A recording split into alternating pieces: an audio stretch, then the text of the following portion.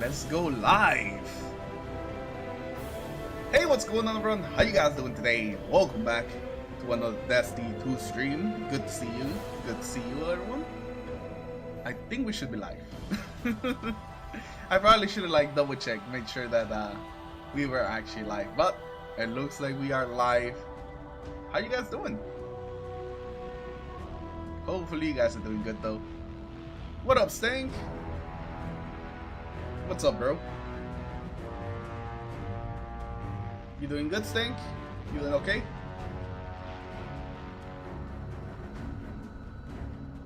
Let's see.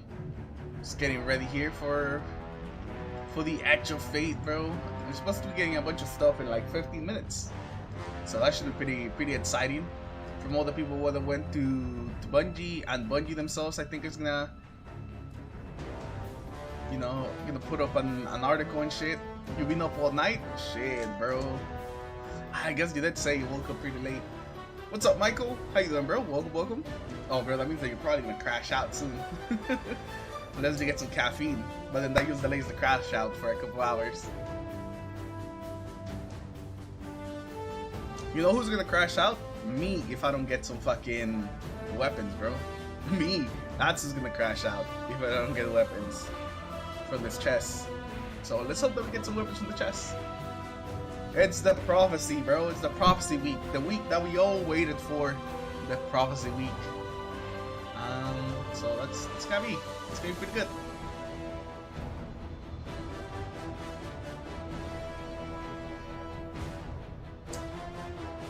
You were playing right now and you got things for playing the Edge of Fate and something about a memento? Wait, what? A memento? Is it wrong to not be expecting too much? No, bro, it's never wrong. Never wrong.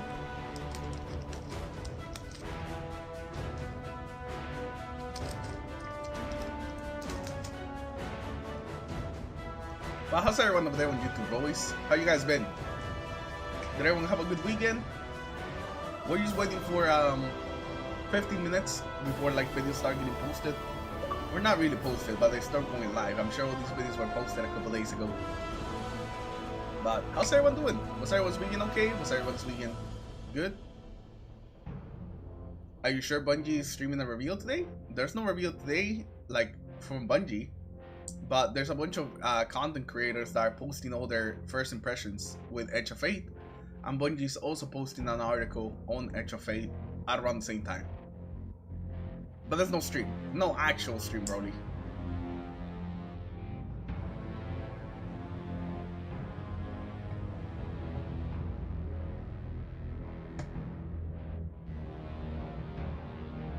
Yeah, you had a great weekend? Hey, that's good. You see The Witcher? The Witcher? Oh, did they reveal a trailer for The Witcher 4? It's supposed to be, what's her name? Cersei, right? Since what happened at the end of The Witcher 3?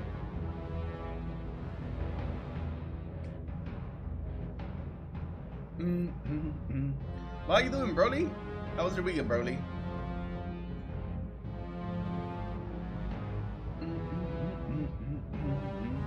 I wonder if the article from Bungie is gonna go live right at reset, or not right at reset, but right at 12, or if they're gonna wait a little bit. Because I'm sure all the videos are gonna be posted around the same time, essentially. Now, who do we want to go first, though? You want to go check out Dado, or are we gonna go check out Astacross?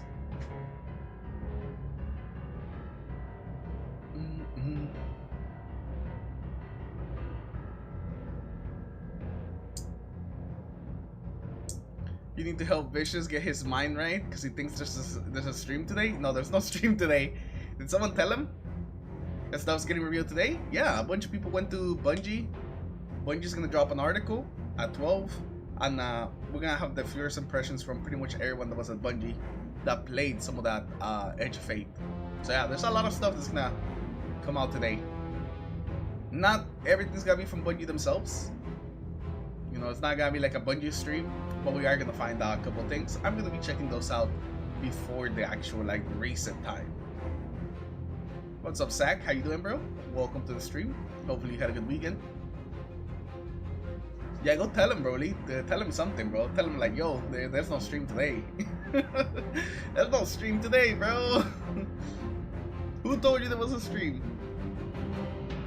I actually do wonder how he... I guess yesterday they did talk about I think today is when creators can talk about Age of Fate. Yeah, that's it. That's it, Josie. You hit it right in the head, bro. And they're also going to be posting an article today, Bungie. I don't think they announced that anywhere. I might just be leaking that. But I did see that was in the upcoming things. But it makes sense. It's probably just going to be on whatever the content creators are probably going to talk about as well.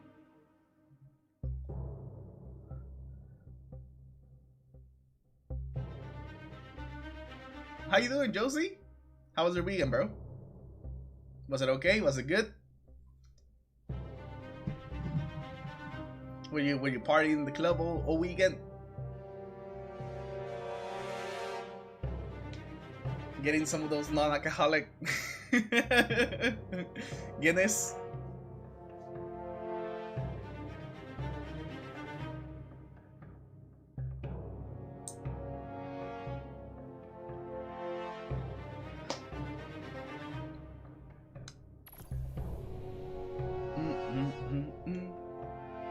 So we're gonna be checking that stuff out on the Age of Fate all the way to Reset, boys. And then when Reset hits, of course, we have the Prophecy dungeon that we gotta do. And I got 10k manifolds to turn in. So I think, I don't know, maybe we'll do the turn in first and then the dungeon.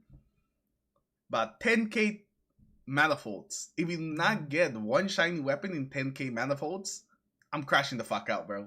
I'm crashing the fuck out. There's no other way around this. If I turn in Matt's manifolds and get no shiny weapon, I'm crashing the fuck out. Guaranteed. It's not even a... Maybe it's a guarantee that happens. So hopefully Bungie doesn't do that to me and they actually give me a shiny weapon. I mean, I'll take any of them, really. So, hopefully I'll be good. The manifold turning videos has been your weakness for the last 2 weeks. I'll probably like do a video too. You'll get to see it twice, bro.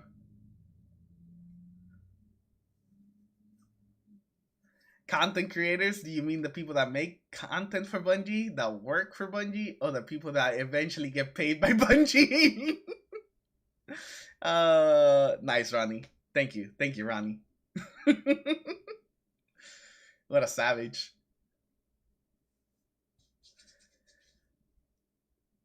You know, all of the above, Ronnie. All of the above.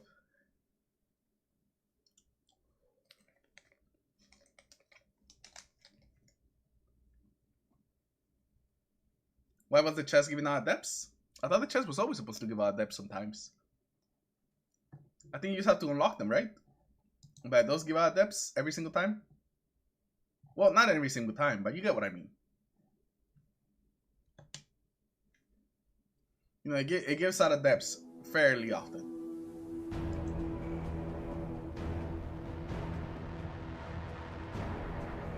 Have you never turned in your manifolds there and get out of depths, Ronnie? It does.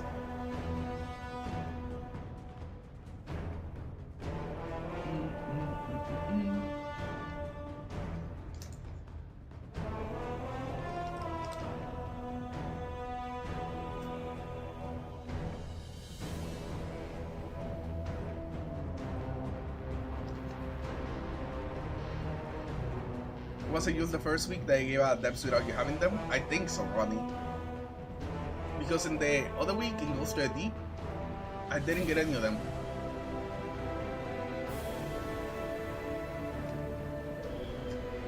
Before actually unlocking them, I mean.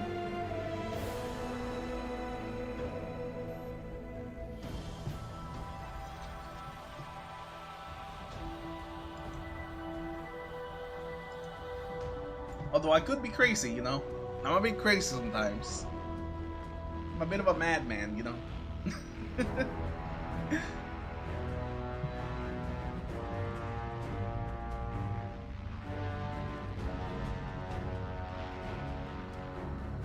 Makes sense. You spend so many with nothing, then got some natural depths before getting them from the chest. Makes sense now? Oh, yeah. Yeah, that's exactly how it's supposed to be, Ronnie. You got it, brother. You got it. You gotta get the adepts first and then they'll drop in the chest? Yeah, that's how it goes. If you unlock the adepts first and then you go and start like turning in on chests, it'll give you the adepts from the chest. It's not a guarantee they'll give you an adept every single time. You'll still get like the normal rolls, but the adepts can actually drop.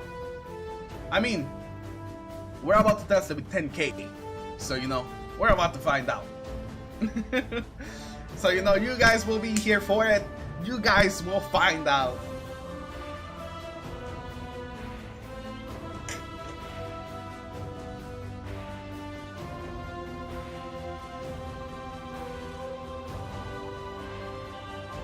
You know, I think I have like I think I have like 998, which was so annoying, bro. On my manifolds, I had 998. I didn't have 999. I had 998. You didn't get the heel clip incandescent? Except one for the glaive? They want you to be a glaive main, Ronnie. They want you to be the glaive main. Be the glaive main you were always meant to be, Ronnie. Do it. Be the glaive main.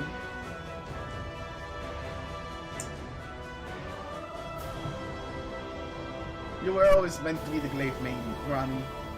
It was in your blood. It's your destiny. Get it? Get it?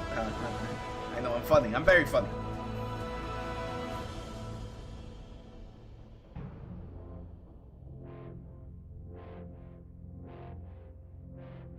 Let me check,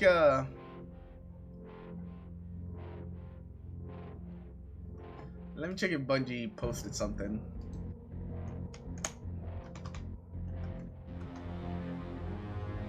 If they posted their article. No, I don't want to know about Marathon right now. I want to know about the Edge of Fate. Doesn't look like it. The latest one was this week at Destiny.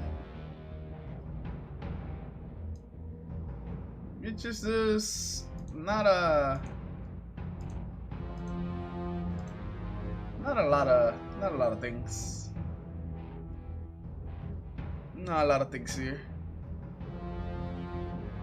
Oh, the shaders! Oh yeah, the shaders! I'm gonna claim those shaders right now, bro.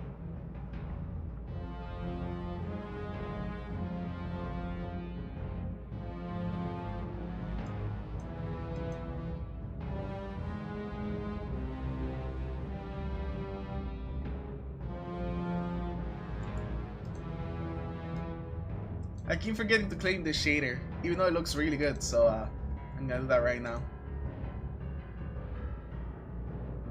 Oh my god, because I'm not on my actual Microsoft account, it doesn't let me sign it. Oh no, it did. Hey, there we go. We have the shader. Very nice, very nice.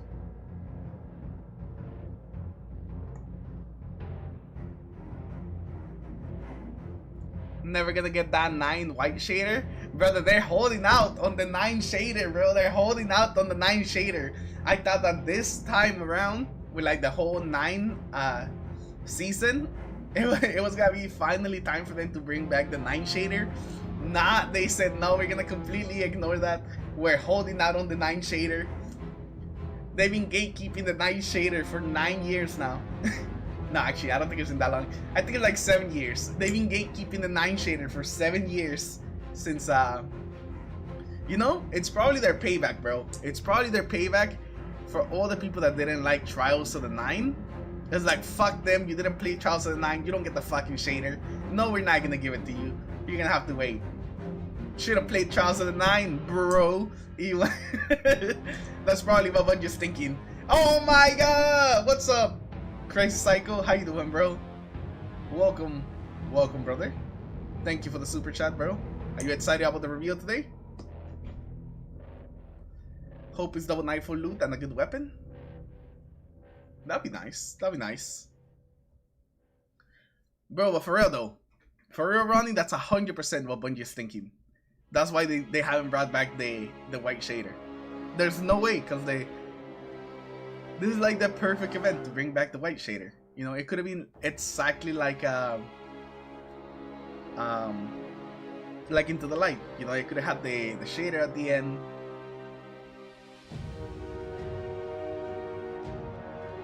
Not even the current Triumph shader. Not gonna get that either.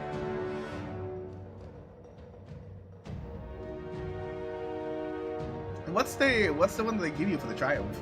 Is it kind of like the old one, or is it just not quite like as white?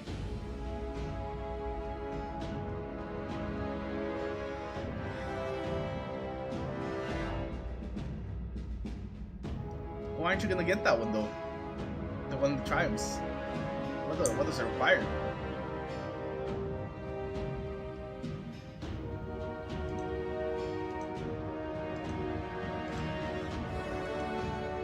Oh, it's 12! Let me see when you posted the article.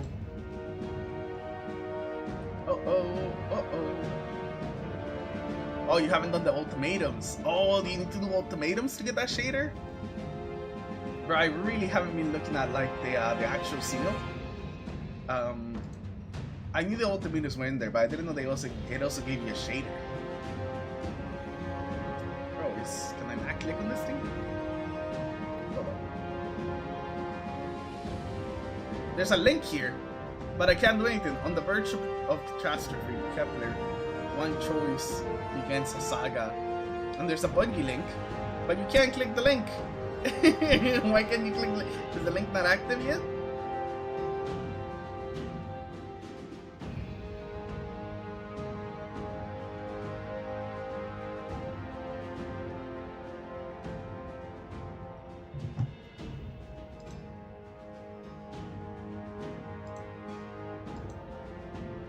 Yo, what's up, Trax? How you doing, my brother? How you doing, my brother? They are releasing the Edge of videos now. They should play. They should have. Should we start with some Astacross? You know, I'm always a big fan of Astacross. You know, Astacross is like a 20-minute video. Where he just talks about everything. You know.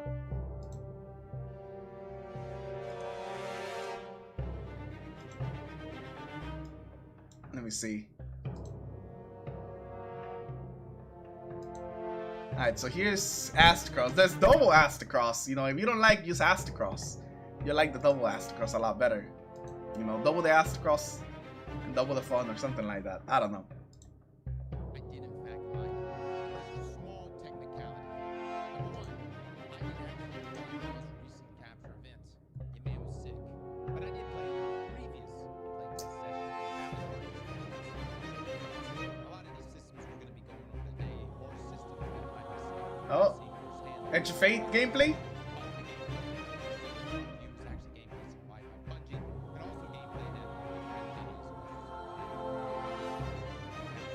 The game starts in the background? Oh, is there?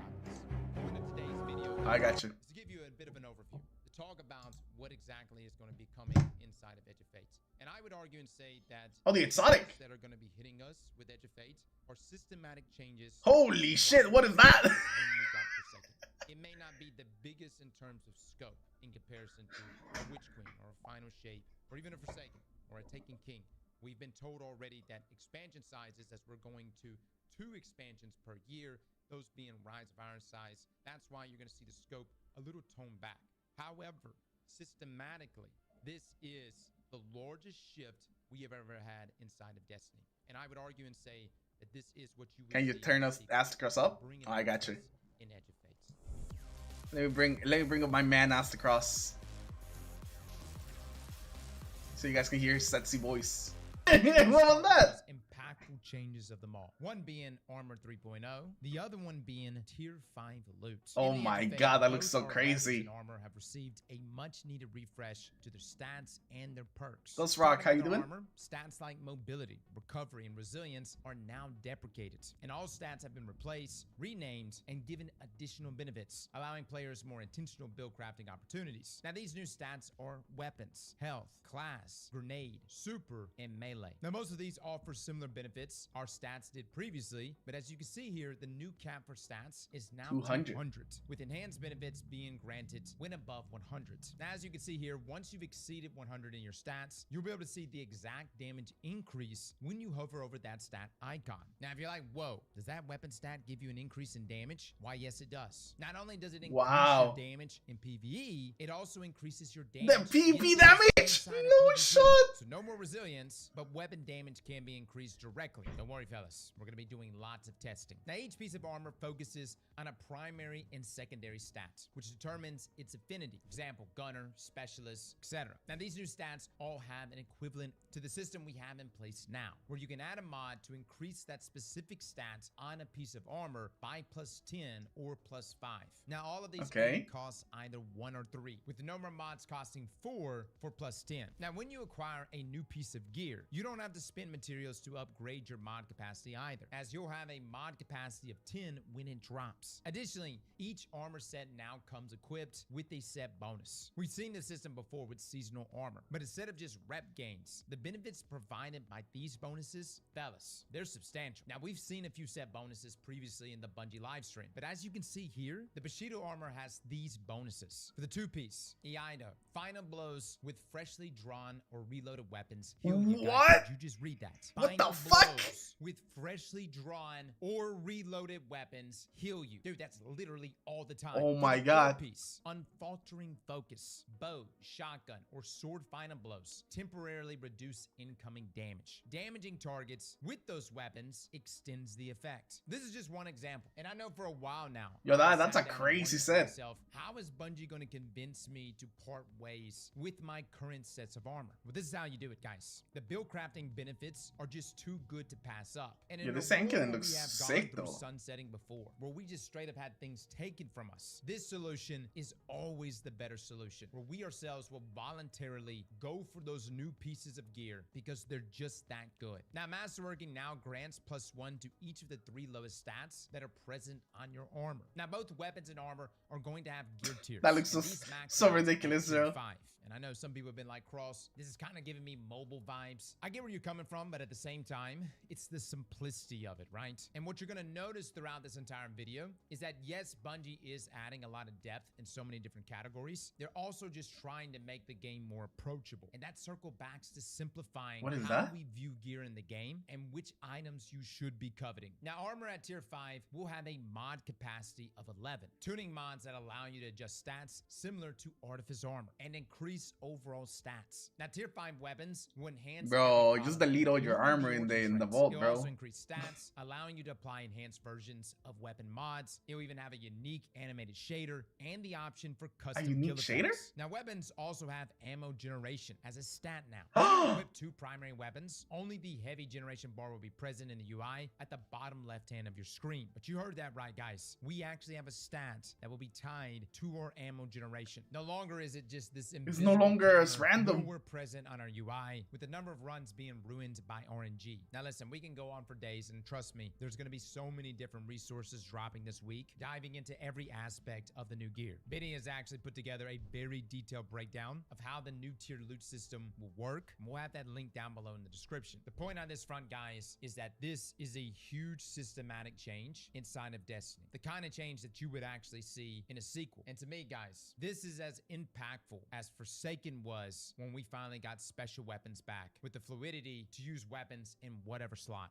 The way you're going to look at armor, the way you're going to go after gear, the way you're going to assess what god rolls are now are going to change, in my opinion, for the better, especially for players either returning back to Destiny or getting into it for the first time. Which actually takes us to one of the other big changes coming in Edge of Fates, and that's the portal. This one has been a bit more controversial, and I get it. Some of you have been playing Destiny the way you've been playing it for years, where you have your destination screen, you choose where you want to go. But the portal, although yes, is going to be something even us veteran players will take advantage of, its main focus is to get all players, especially new players and returning players, into the content. Guys, raise your hand if you have been like, dude, where's that dungeon again? Or wait, what is that activity? Because just last season it was here and now it's there. Look, I know as veteran players, we understand Destiny, but we can't say that the system is perfect right now. And I'm not saying that the portal is going to be perfect here, but I do think players are going to benefit greatly from this new portal menu. Bungie has made it it very easy to immediately select an activity, as well as view your potential rewards, evaluate the time commitments, and then just simply dive in. Solo players especially will have a dedicated solo ops playlist, which will be easily accessible. You don't have to go searching for feature lost sectors anymore. It's all right there. Fireteam ops are sorted by their difficulty level. Matchmaking for most of these playlists is already on.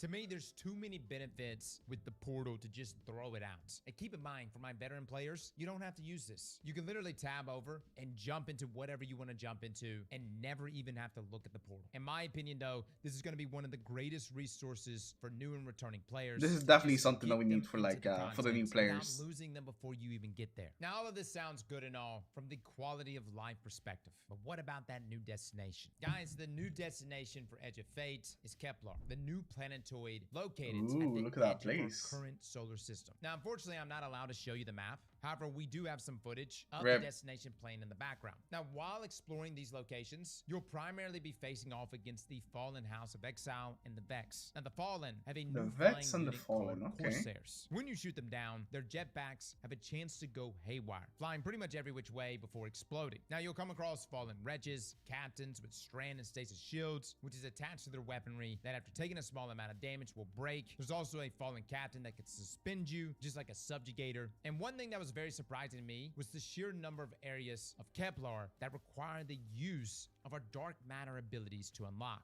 Dark matter is going to play a huge role in your ability to solve puzzles, as well as unlocking paths forward that we previously could not. With this, we are gaining access to 3 new abilities, which were described by Bungie as an expression of our subclass powers and dark matter. Now, the first ability we have is Matter Spark, where you basically turn into an arc lightning ball. Okay, so this is the one that we saw before. Spaces or roll into enemies, and you can stay in this form for 45 seconds, which you can see by this timer on the left-hand side. Now, if you're in a tight space and a timer hits 0, get this. You die. LOL.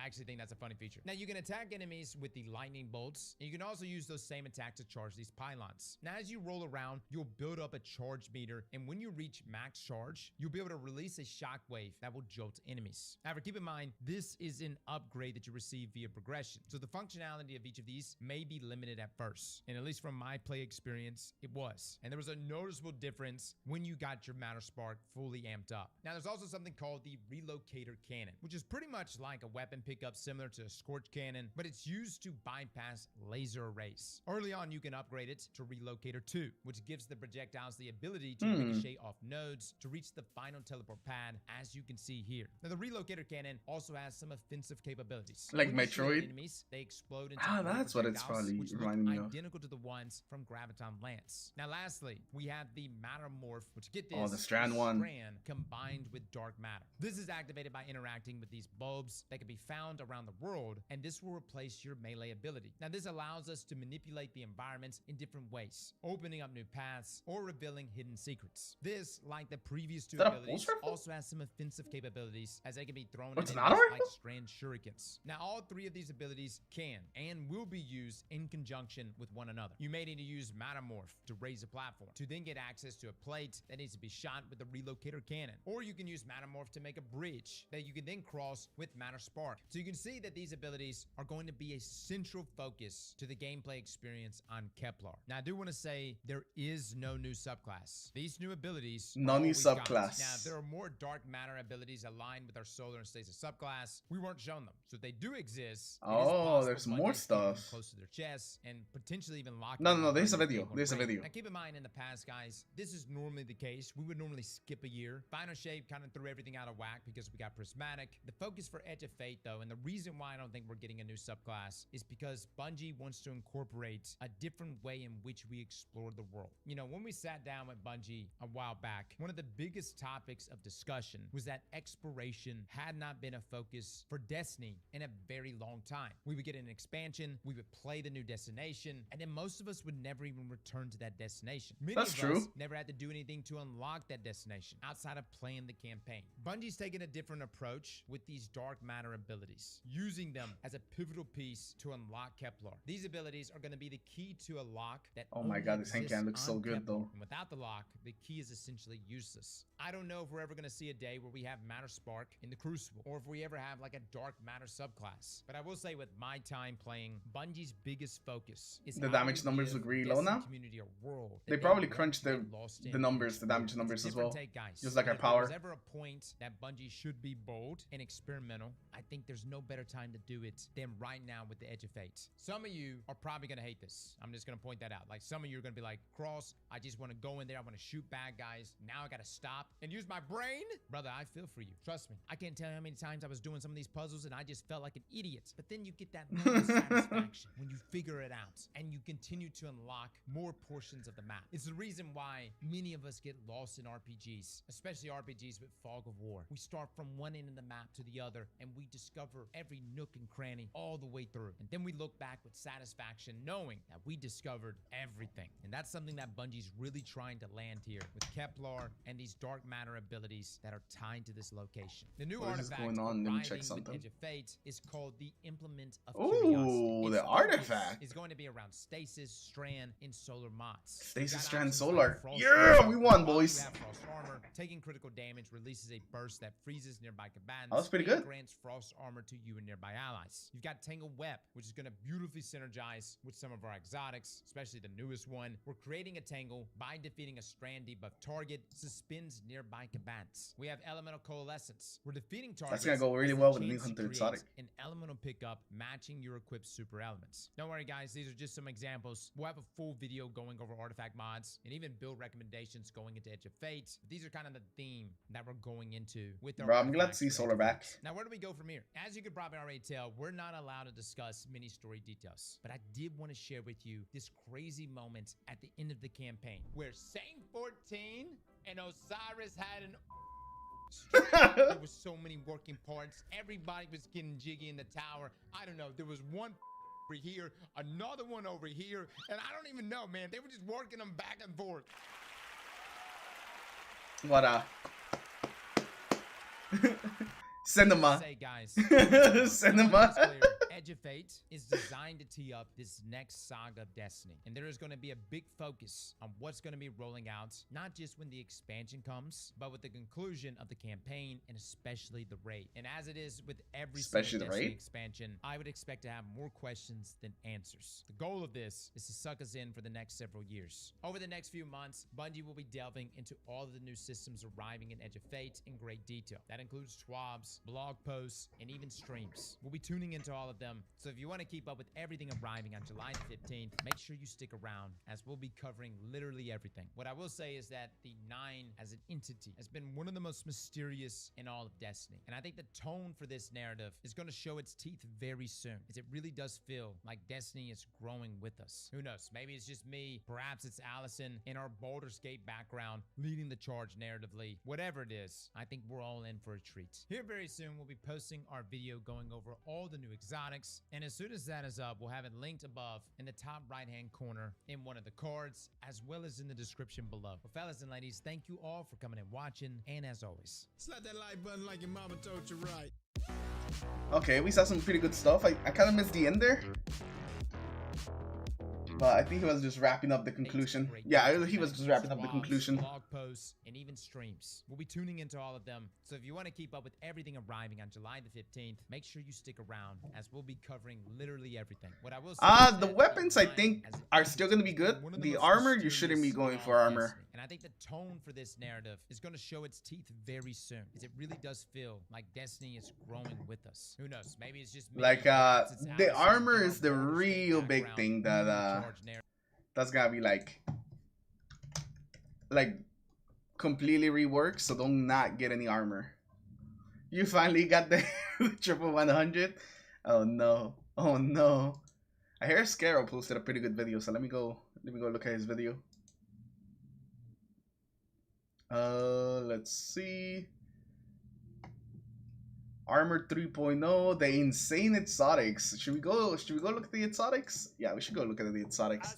We all love looking at exotics, don't we? Don't we, folks? Opportunity to get flown out to play a bunch of the Edge of Fate And I do want to point out that this is all in pre-launch state, so some stuff is subject to change, including one of the exotics in this video that I think is way overtuned and will likely be nerfed before launch, but we're going to go ahead and talk about what we played with anyways. If you enjoy this and you're excited for Edge of Fate, make sure to subscribe. That would be good, bro, if they had like a fresh start, but we know that's not what they're planning on right now.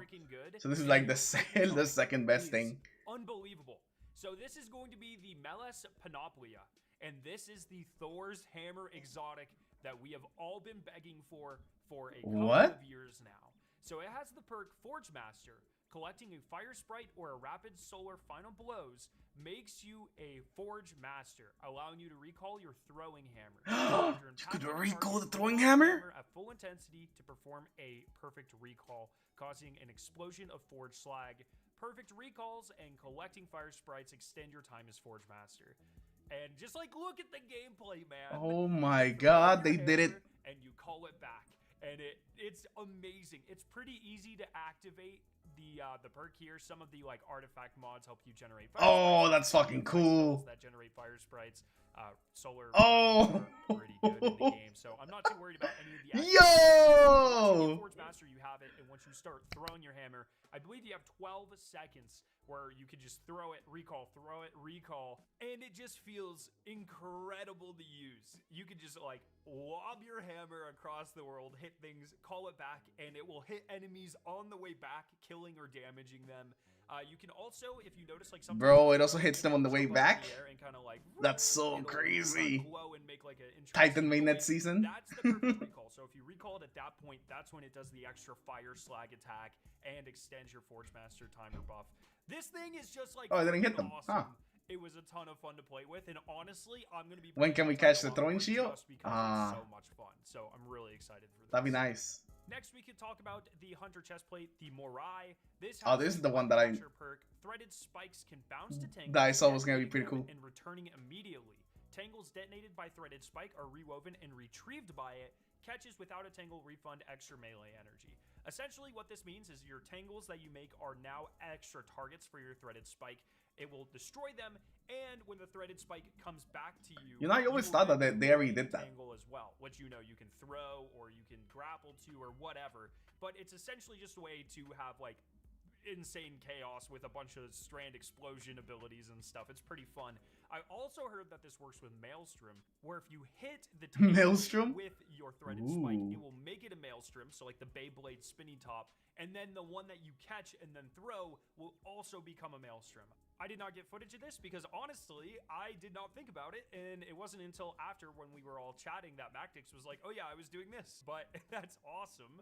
And definitely it blows up your bowl. Very fun strand and it gives you more energy, so you can spam more of them. Move on to the Warlock exotic. These are the Inoya? I think that's how you're supposed to say it. I'm not really sure.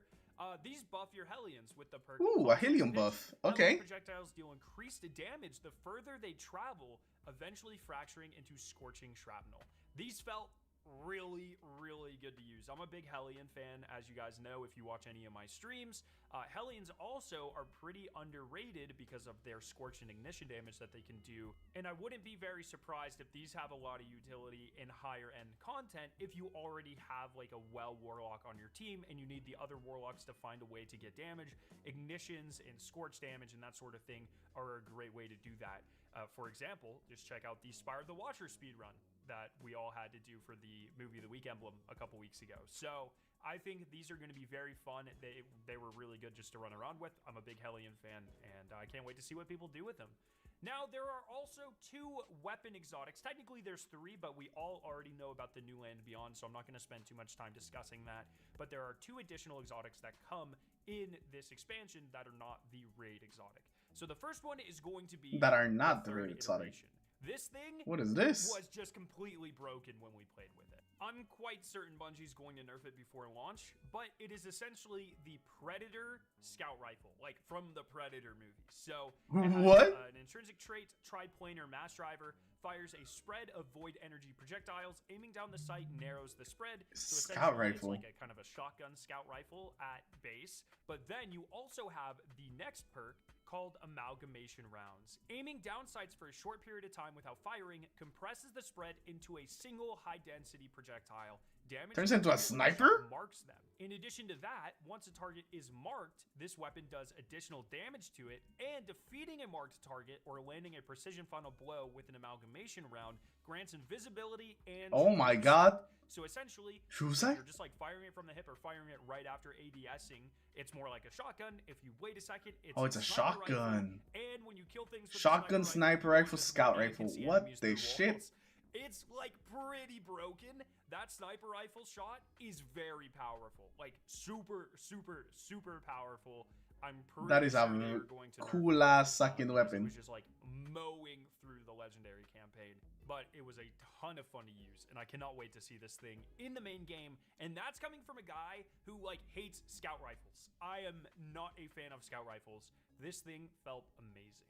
Then we have one other exotic that we can talk about. That's going to be the Graviton Spike Hand Cannon. This one is really interesting because it has two firing modes, a 150 RPM arc fire mode, and then a stasis mode that fires more slowly. I think it's probably around the 120 RPM range.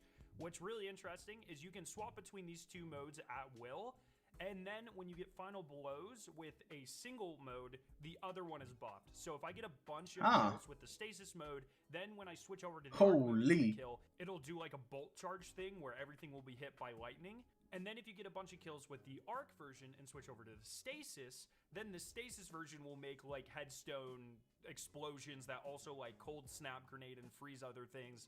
It's pretty powerful. It's not really my favorite exotic. I probably won't use it too much, but I can see it fitting into a lot of builds that either, you know, utilize arc or stasis in a really interesting way. And I think it might be all right in Crucible too, just based off of all the perks, but I didn't get to use it in Crucible, so I'm not really sure. It's also worth noting that this is a craftable exotic, so there's a couple of craftable exotic.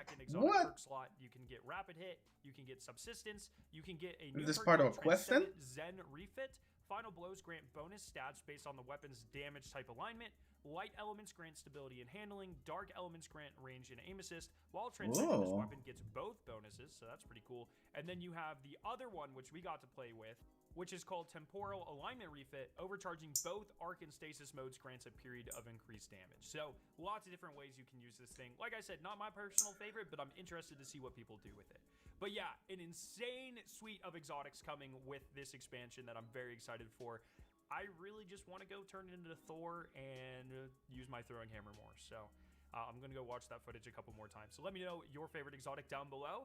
If you want to see my other videos on the Edge of Fate, including ones going over the insane changes to the armor and weapon system with brand new armor stats, set bonuses, all sorts of crazy stuff, you can click that video. Oh, we clicked the armor 3.0. I was recently flown out to Bungie to play and record a lot of content in the Edge of Fate, and I'm really excited to be sharing all of that with you guys. I want to start off by saying thank you to Bungie for the opportunity, and I also want to say that all of the numbers here are subject to change, as this is a pre-launch version of the Edge of Fate build. All of that being said, what I wanted to focus on first and foremost were the insane changes happening to the armor and weapon systems. How you interact with these systems, how you go about farming armor and weapons, and, you know, just like how you approach the game systems in general are going to be changing very drastically. Your old weapons are still going to be useful. Your old armor pieces, like, you can still use them, but the new stuff, especially underneath this new system, is going to be much more powerful and much more attractive. And I'm really excited to break that down in a very analytical way today. So I want to go ahead and start with the brand new armor system. So just like weapons, there are going to be 5 tiers of armor now. When you start off in the Edge of Fate, you're going to be a very low light level. And that means that you're only going to be able to do very low level activities. I'll be in lurk mode, homie. I see you. Low tier armor, somewhere in the tier 1 range. And this means that this armor... You'll wait for armor 5.0? Armor that you get from much higher level activities. So you can kind of think about this right now where like regular level activities don't give you that great loot, but if you do something like a Grandmaster level activity... Oh, I see. Like high stat armor and higher life Soul Fights? That sort of thing. That is still how the game works, but it's broken down into many more sections, and Grandmaster is no longer the last section. Ultimate is. So, Oh for instance, yeah, there's this something first above half of the Grandmasters season, now. you'll be able to get up to light level 450. This means you should be able to do a lot of Grandmaster level content within the season, and Grandmaster content drops mostly tier 4 level gear and will occasionally be able to drop you tier 5 level weapons and armor. Okay, But so why does this ultimate matter? is the Like, way to why get do you those care tier what tier 5s. your armor is? So if you look at this tooltip in game, what it shows you is that different armor based off of the tier that it drops will have a different number of total stat points. So tier 1 armor will drop somewhere between 48 and 53 total stat points. Tier 2 is between 53 and 58. Tier 3 is between 59 and 64. Tier 4 Look at that. That's a huge difference between like tier 1 and tier 5. The highest end of legendary gear in today's version of the game. And then tier 5 armor will drop between 73 and 75 total stat points, and is also the only type of armor that drops with an extra stat tuning slot. This tuning slot just allows you to like play around with your total stats, so you can take like -5 of a certain stat and put it into +5 of another. And then in addition to that, tier 5 armor will drop with 11 mod energy instead of 10, meaning your build will be able to be a lot more crazy, which is pretty cool. I'm a pretty big fan of this system because it allows you to have a much more deterministic approach into what level of armor What's up, you Heck farm. Team? So What's you'll going no on with you, longer run brother? a Grandmaster and get like a piece of armor. Why, with you ain't hating 9 today, stat Heck Team? points on it, which is obviously a huge bummer. You now know if you run a Grandmaster tier of content and you are expecting a tier 4 drop, which comes from that level of content, you are going to be guaranteed somewhere between a 65 and 70 total stat roll on that piece of armor, which is awesome. It means you are wasting way less time when farming good armor. So now you know that higher tier armor gives you more stat points, but what we have not discussed is how the stat system is undergoing a massive change. So the 6 stats that you know today are being blown up. They're going away.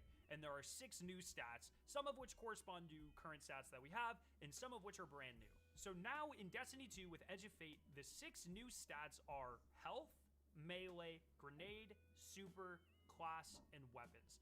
And it's pretty self-explanatory which part of the game each of these affects, but they all actually have way more effects than current stats do within the game, and they have a couple other cool things. So, for instance, the current versions of stats, like resilience, only matter every 10 levels. So, at 0 resilience, I like the whole you have 10 way that resilience, this you have armor is being like resilience, you have something, but it doesn't really essentially matter if you completely have 20, reworked. 24, 27. It does the It's gonna be same thing amazing no for matter builds. what. Now, with the new stats, that's not how it is. They are no longer quantized into buckets of 10 points. If you have a single additional point in a stat, that makes a difference now, which is really cool. They also go all the way up to 200, so stats are no longer capped at 100. Past 100, you get additional effects depending on whatever stat you are speccing into, and these give you very game-changing effects. And that's what I want to talk about right now. So let's go ahead and break down all 6 of these stats, starting with the brand new health stat. From 0 to 100, the amount of points you have in the health stat dictates the amount of health you gain each time you pick up an orb of power. So the recuperation mod is now being deleted and put into the health stat instead, which is pretty cool. It also permanently reduces flinching from incoming fire while you are aiming down sight with weapons. And when you surpass 100 stat points in the health stat, your shields recharge more quickly and have additional health when facing enemy combatants. But let's break that down from an analytical approach. One thing that I did that I'm not sure a lot of other creators did was make sure and go through all of these different armor types and look at the exact stats here. So for instance, when you have 50 points in the health stat, you get 35 health per orb you pick up, and you have permanent 5% flinch resistance, which is pretty cool. If you have 100 points in the health stat, you get 70 health when you pick up an orb of power, which is huge. That's a ton of health. And you also get 10% flinch resistance. When you go all the way up to 150 points, you keep that same 70 health per orb and 10% flinch resistance. That'll be the same no matter if you're at 100, 190, 200. It'll always be those same bonuses, but you get the extra effects of having a faster shield recharge rate and additional shield health. So at 150 points in your health stat, you get 31.6% faster shield recharge rate and 14 additional health on your shield. And if you go all the way up to 200, your shield recharges 45% faster and has... Bro, why are you hating on my boy Scarrow, bro? So as you can see, these are huge changes. That is not insignificant. That is pretty much a combination of... Just make them craftable? I don't know, Sigma. I think that would just kill the grind, bro. and the It is a recovery looter on shooter all after all. which is So, you know, pretty there has to insane. be some type of a However, it's not easy to hit 200 on a stat, and if you're doing that, some you type have of to grind. very If you make everything craftable, it kind of high-level tier 5 kills armor that. with the exact stat splits that you want, and use some of your mod slots to boost your stats as well. So you have to like very purposely be going for 200 of a stat if you want to get these insane benefits. Now we can move on to the melee stat.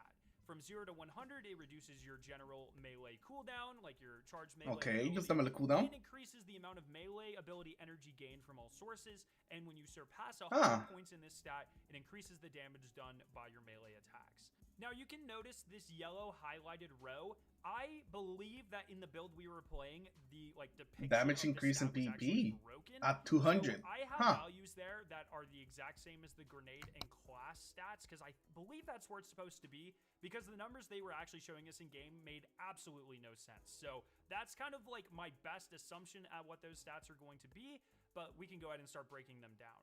So when you have 50 points allocated to your melee stat, you'll get something around a 35% reduction in your charge melee ability, and anytime you would gain ability energy from any of your mods or any of like your aspects, anything like that, you actually gain 56% more charge melee ability, which is pretty insane actually.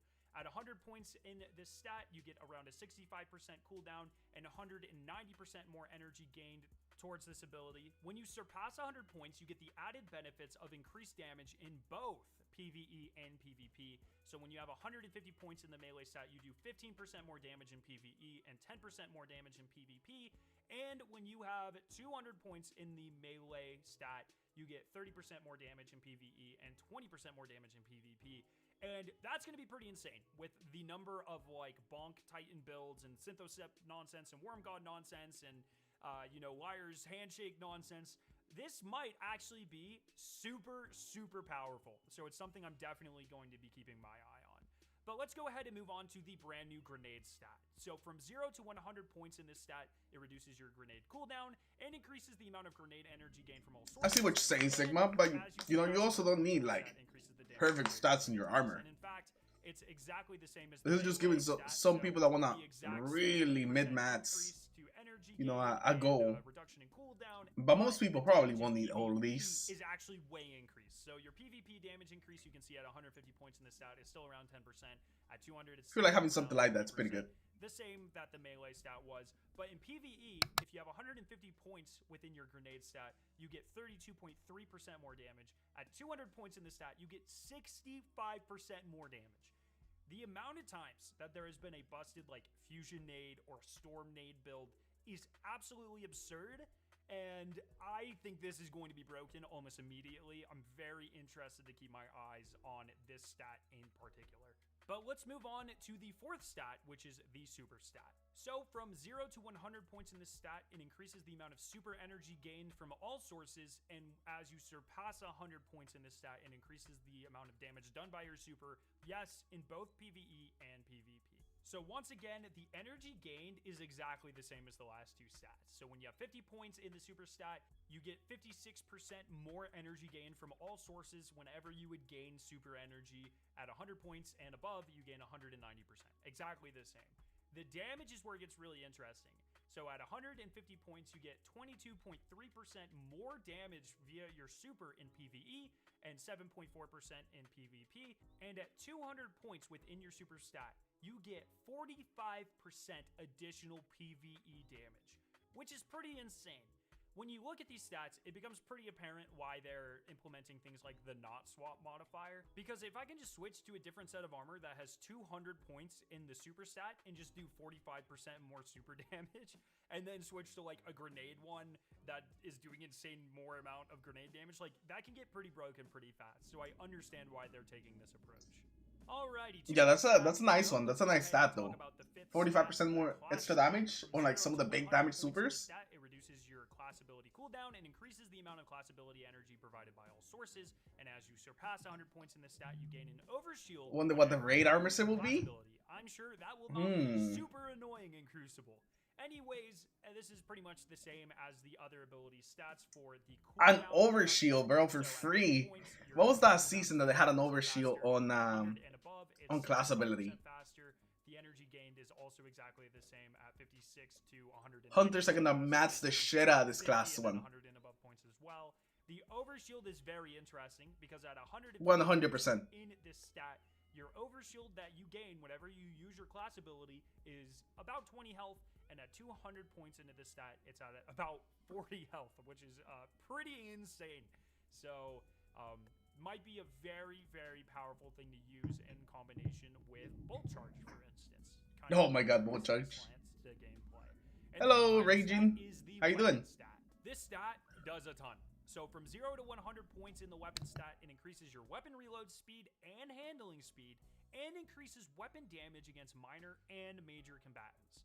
Then, when you have more than 100 points in this stat, it increases the chance that ammo bricks will give you additional ammo, and increases weapon damage against bosses and guardians and cruisers. All right. I'm sure will not be controversial at all. It's important to note, though, they said they didn't want this to be oppressive. They just wanted it to feel more forgiving. And in order to get above 100 and all the way... That has happened multiple times, franchise, where like, deliberately build for it. And you're gonna while the seasonal artifact mods ends up becoming something just permanently in the you game. have to wait and see how that shakes What out. about the exotics, though? Oh, we looked at the exotics right before this, the video. That was pretty good. And 5% faster handling They have a speed. Thor hammer. You You throw the hammer, 75% additional damage press it again, and minor it flies back to you. At 100 Fucking above sick, points bro. In this stat, you gain 10% faster reload and handling speed and 15% damage increase to minor and major enemies. Then it gets crazy. So as you have 150 points, Holy you shit, gain bro. those 10 and 15% increases from the last time. How does man have this time to do this? Ammo from ammo bricks. You do 7 Oh, it's sort of karma with said benefits. I see. primary and special weapons against bosses.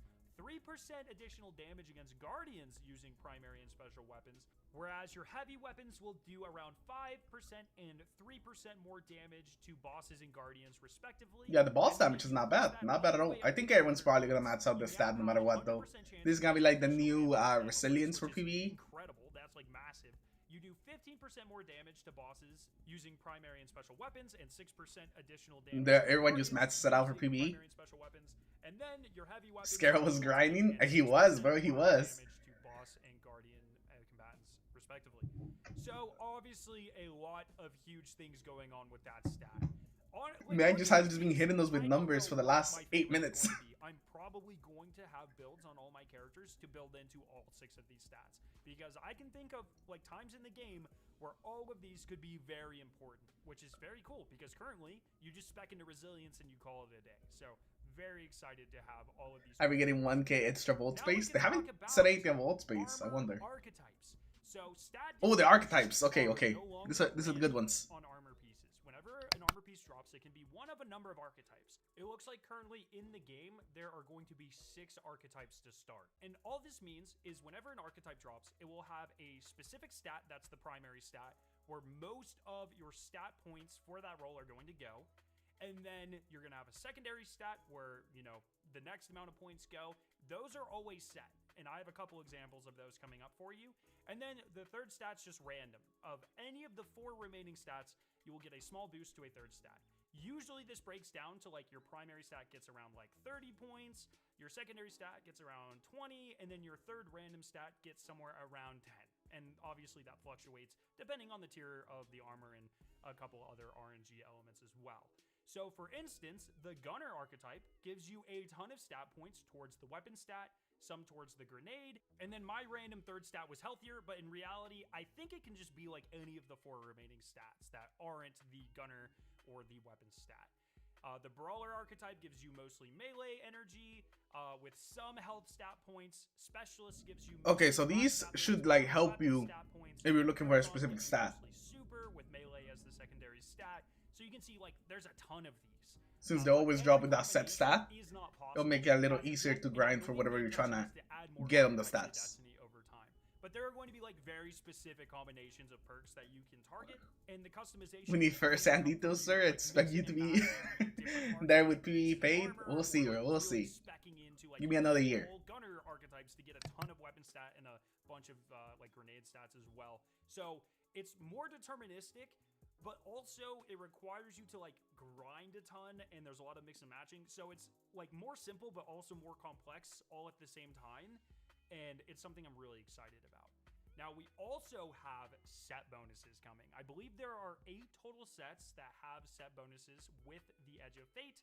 These, drop from all sorts of different activities. We got to see 4 of them. Each of these offer both a 2-set armor bonus and a 4-set armor bonus. So if you're wearing 2 pieces of this armor, you unlock the first one. If you have 4 pieces of this armor, you unlock the second one. And this is really cool because it allows you to really spec into like a full set of a type of armor, or mix and match too, which is pretty cool. So for instance, the tech set armor set was one that we got to see. For 2 pieces, you get the Wrecker bonus. You deal significantly increased kinetic damage to combatants' shields, overshields, vehicles, and constructs. And on 4 pieces of this armor, you gain concussive rounds, where defeating powerful combatants or breaking combatants' shields with kinetic damage releases a disorienting kinetic shockwave. So pretty interesting bonuses there. The next one we got to see are the Aeon Renewal pieces of armor. With 2 pieces, you get Force Converter. After a final blow with any rocket or grenade launcher, sprint for a short time to gain a speed booster. And then at 4 pieces, you gain Reactive Booster. Once per activation of Force Converter, or the other perk, sprinting while at critical health being suspended or being slowed by a status effect will immediately grant a speed booster for a short duration. So that one's not as good. And going fast and getting rid of like crowd control effects, which is really interesting. The third armor set was the Bushido set. At 2 pieces, oh, that one's the one that looks crazy. Final blows with freshly drawn or reloaded weapons heal you, and with 4 pieces, bow, shotgun, or sword final blows temporarily reduce incoming damage. Damaging targets with those weapons extends the effect. That sounds like also massive. That's a pretty big bonus that you can get from this. And the 4th and final set we were able to see was the Last Discipline set. This gives you 2 bonuses. For 2 pieces, you get Terminal Velocity, where final blows with primary ammo weapons grant your primary ammo weapons temporarily increased reload speed, which is pretty cool. And then Power Loader with 4 pieces, where picking up an orb of power grants special ammo progress. Ooh, the 4-piece one. This is looking pretty nice. So that's all of the armor changes, and it's a ton of them. I can't wait to dive in and really get my Your hands vault on is some fucked? insane Oh systems no. once the Edge I of hope Fate that they do something Now about the let's switch vault, over and bro. talk about the tier 5 weapon The vault might system, become an which issue. is way less in depth. Essentially, the higher tier weapon you get, once again, from doing higher light level and harder difficulty activities, means you'll have extra stuff on them. So, looking at the tooltip in game, tier 1, just the base stats. Tier 2, you gain enhanced perks on your weapon. At tier 3, you gain extra perks in the 3rd and 4th slots, kind of like Adapt Weapons Today, and everything is enhanced of all of those 4 perks. And then at tier 4, your mods, your magazines, and barrels become enhanced. And then Oh, you get an 5, ornament and a holo literally cheat everything on the at gun, tier 5. including the origin trait, are enhanced. You have 3 perks in slot 3 and 4. There's a unique ornament on your gun, which is this beautiful, like, animated blue thing going on here. It's awesome. And there's a kill effect, which... A kill needs some effect? work. Admittedly, I gave a lot of feedback on this. I think it's a really awesome idea to have a unique kill effect, but it was kind of disappointing, to be honest. What is really cool is the Let kill us effect. see the kill effect. Sweaty Confetti get their own slot Was on that it? now, so they don't use Because it it didn't do on anything. It's on the card. But like, if I compare here, Sweaty Confetti to the brand new, like, limited edition kill effect, it's pretty lame. So No, that is pretty lame. they increase like what happens, because it's kind of hard to tell anything happens. But the idea is really cool, and that ornament is sick.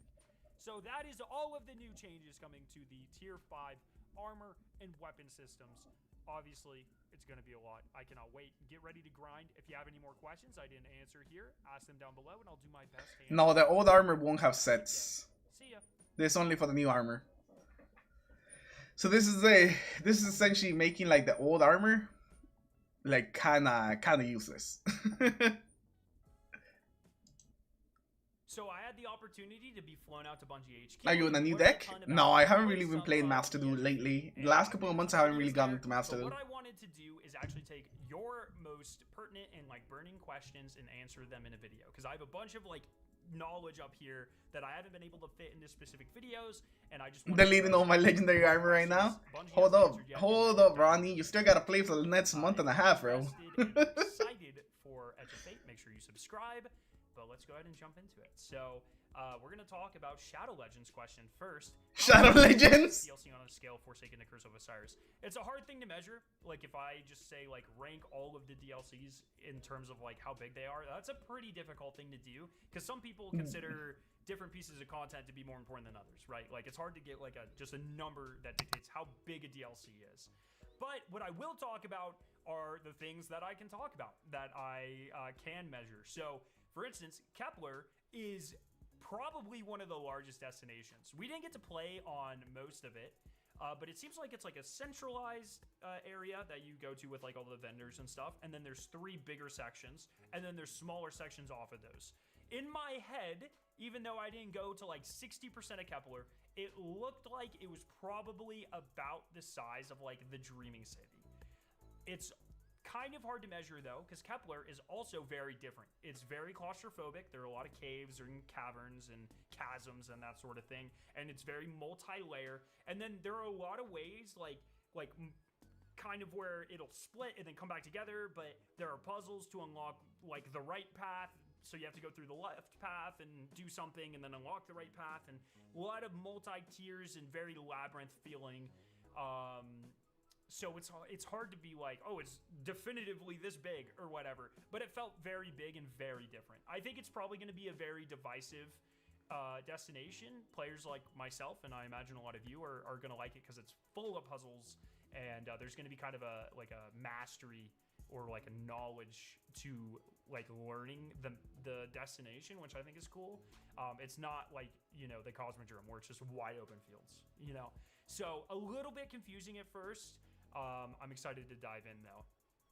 Also, I'm pretty sure Edge of Fate has one of the longest Destiny campaigns. We only got to play 3 or 4 missions, but the way that it's set up is super interesting, where you do like a mission or two, and then it splits into 3 subplots, and each of these subplots, I believe, has 3 smaller missions, and then each one has, then once you do the 3 smaller missions, a regular size mission, and then when you do all the 3 subplots, then it comes back together and you do like a mission or 2 at the end of the campaign. Like I said, some of those numbers interesting or -1, but I believe there's interesting like way of doing the 9 campaign. smaller missions, which are like 25. You can't wait to grapple those jetpack like, dudes. You know, Oh, bro, adventures. that's gonna be fun. And then there are like, I believe 5 or 6 normal size campaign missions, which Bungie says should take you around like 35 to 45 minutes. And so all together, you have something like 14 or 15 total campaign missions of varying length. And I see, but there's some tiny ones. I'm not gonna lie. It's super interesting how they're doing it. I'm very interested to see like how it feels like day one running all the missions back to back. One other aspect that makes the DLC feel bigger are the new enemy types. So you have the new Fallen Corsairs, which have like the jetpacks. They go way higher up in the sky than any of the Dread do. And it feels really cool. Like, adds a whole different dynamic to the fights. You have the new Vex unit, the Vex Imps, which are interesting. It's like a blob. There's like one main unit and a bunch of floaty ones, and you have to kill all the floaty ones because they're like shielding the big guy. And then the House of Exile of the Fallen actually got a whole remake, like our do-over or upgrade, kind of like the Dire Taken in episode Revenant. So, for instance, the Wretches, the Fallen with the spears, now they're Strand Spears. And also, the Strand bit, like, blocks a ton of damage, and it just makes it, like, you have to deal with the situations a lot differently. The captains now are stasis, but they also have like a stasis shield on the front of their guns. That oh, you're right, bro. More enemies for the for the air enemies modifier. Oh man, where was that? That was, I think it like explodes. That was in one of the events. Captain, so that's like a cool dynamic.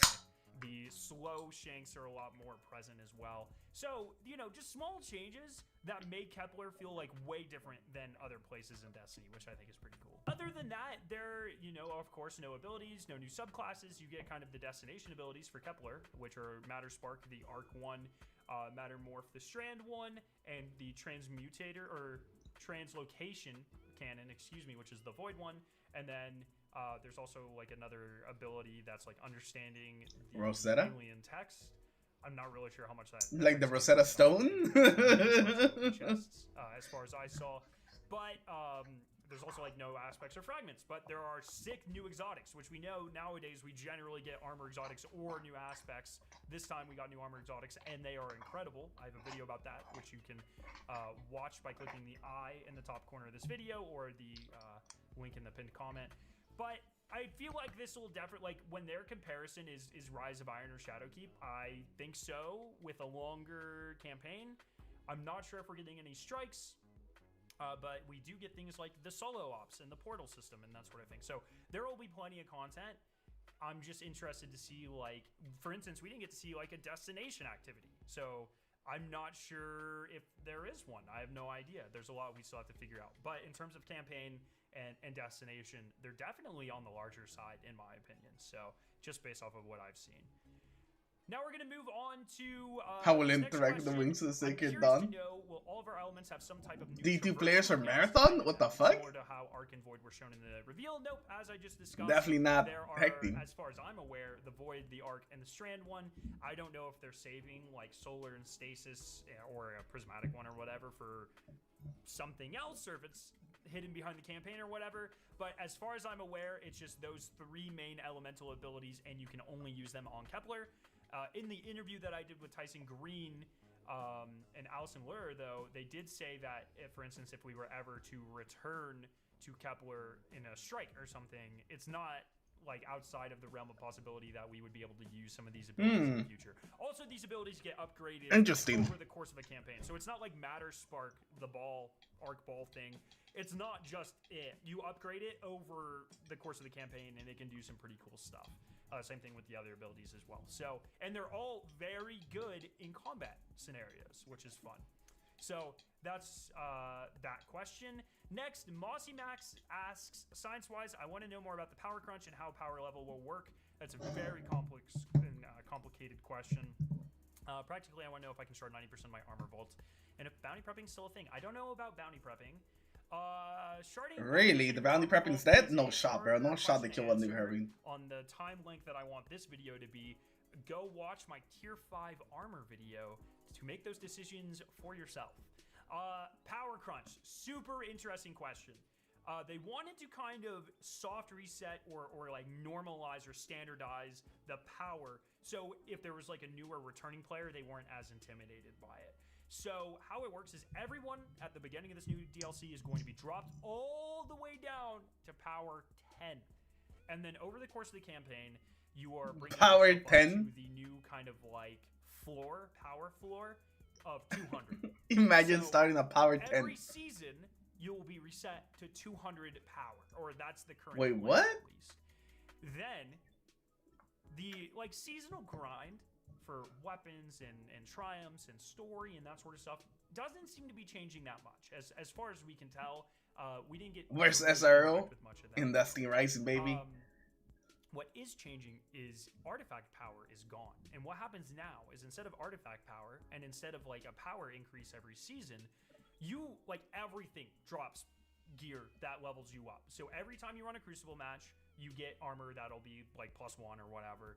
Every time you run a strike, as long as you are interacting with like the portal system, whatever you are doing, in theory, is constantly increasing your light or giving you, you know, armor or weapons of higher power. Wait, what? And power so, is the like a new thing like the part raid of gonna the be then? seasonal grind is getting up to the new seasonal cap. And so I believe the way it's going to work is in the first half of the season you can get up till light level 450. You start at 10.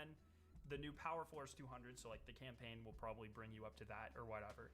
And then you'll have 250 more light to grind out over the course of the first half of the season. And then I think in the second half of the season, it goes from 450 to maybe 600. It might be 550. I think it's 600. 550. I'll throw a correction on screen if I can find one, if that's not interesting. But it just seems like a new part of like the seasonal loop is. All right. Yeah, appreciate you subscribing.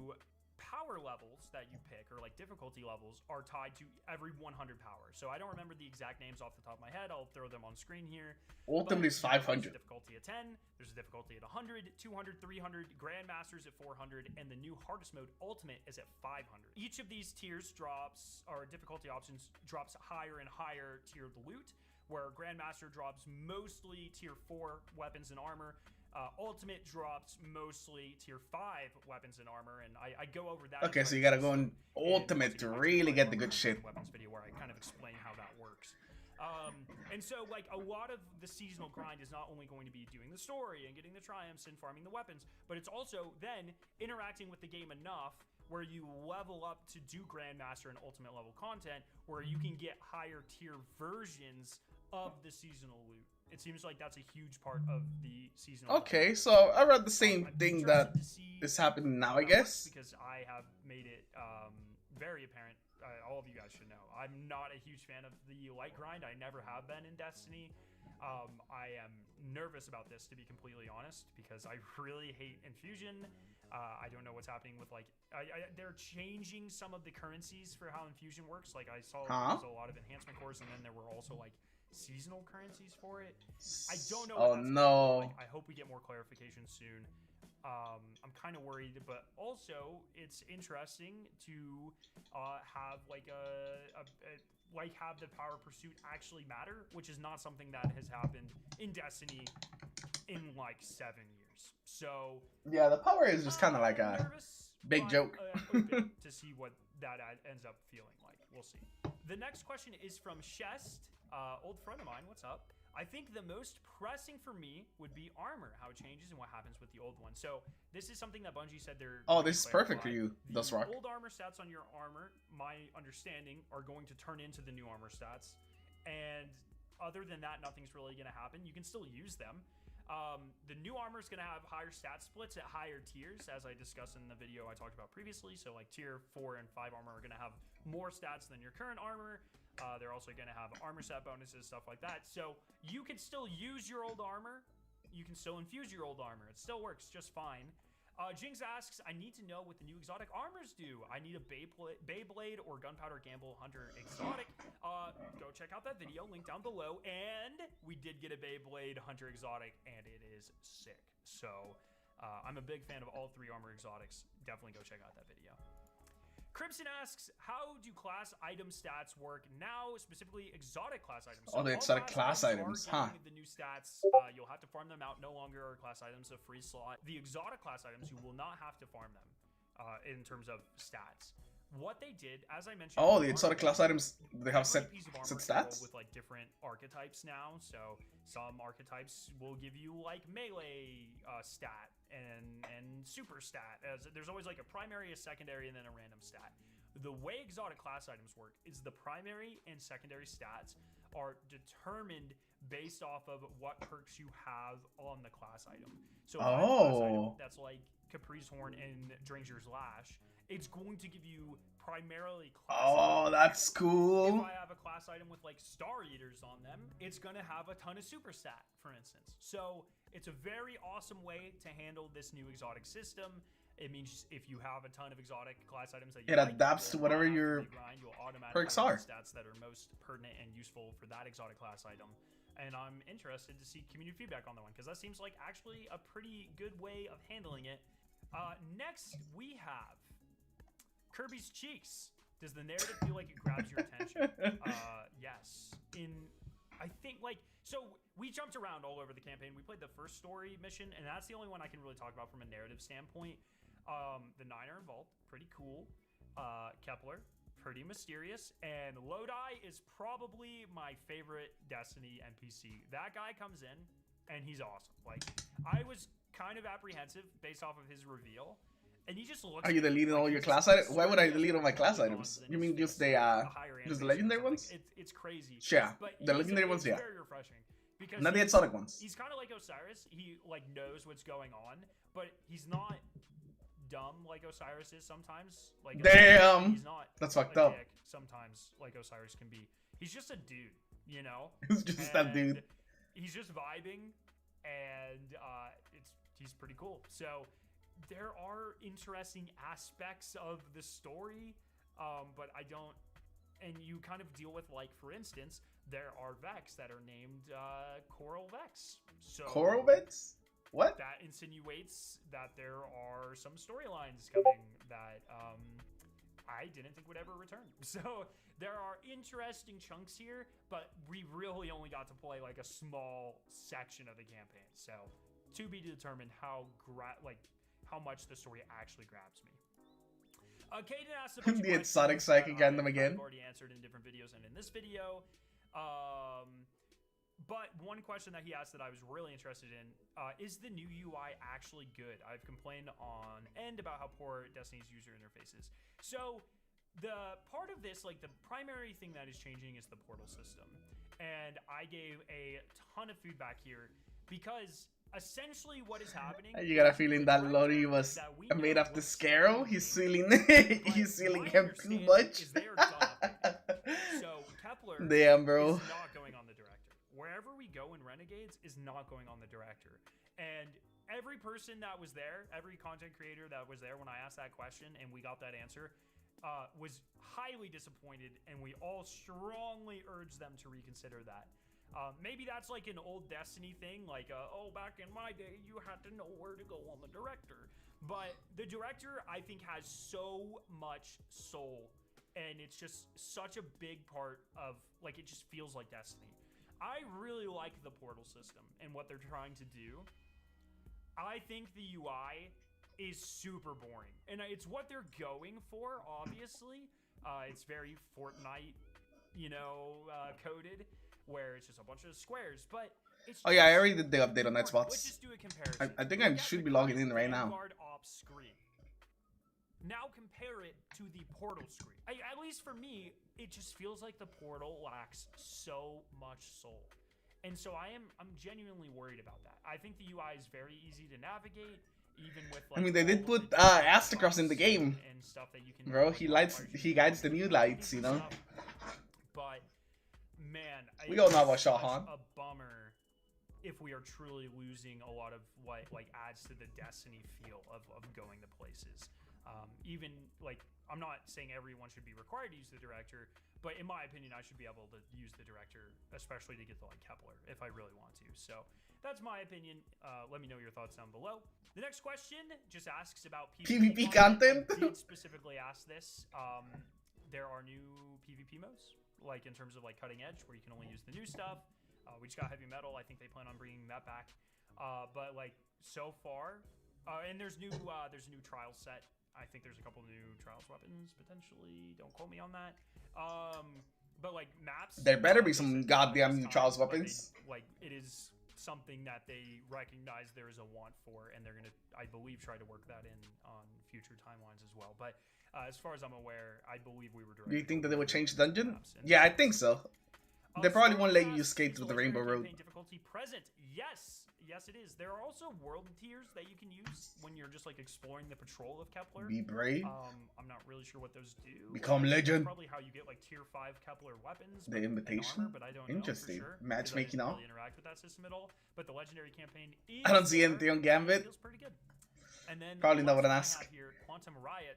What of episodes is staying? Based on the live stream, I know the Battleground survived, but I'm curious if the Last City survived or was Vesper's host quest changed. I have no idea. It does seem like nobody asked about episodes. God damn. On keeping stuff in the game or only taking it away, like in a rotation, and bringing it back. So, for instance, I believe I'm allowed to say this. Hopefully, I don't have to edit this out. Savathun's Spire is in the portal. So one of like there's a fire team ops section where you run like strikes and battlegrounds. One of those things is Savathun's Spire, which is sick. I love that activity, and they're bringing it back. Savathun's Spire from like a year ago? Like their mentality was, I don't know if it's going to be like at the mid-season point they rotate things in and out, but at least every season it seems like they're going to take some of the activities out. They're going to put some. They can bring back Gambit Prime. Coil is going to be coming back. I don't think anybody wants that. I would be shocked if the Nether, and this is speculation, but I'd be shocked if the Nether doesn't come back as well. I bet almost every one of the battlegrounds is going to be present in the fire team ops section. Fucking battlegrounds. So it seems like a lot of the motivation beyond the portal system was to make a better rotation of like DCV content, so nothing disappears forever anymore. And they're going to rotate things in and out. Rotate the Red War campaign in. Make sure that we can still access these activities that we have grown to love. So if Savathun's Spire is coming back and Coil's coming back, You know, I think there's hope for things like deep dives. The coil? We've already capped like all of our exotic missions and stuff, so very interested to like follow up on this and see how they continue to do that and how far back it goes.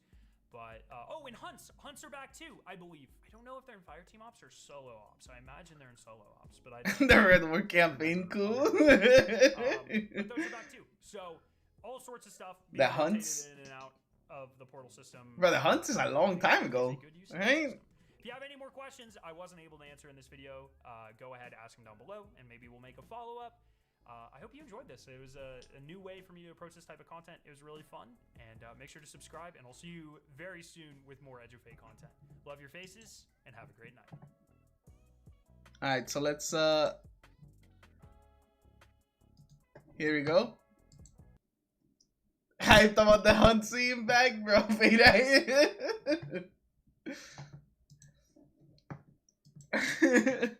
Brother, are you telling me you're not hyped about the hunts?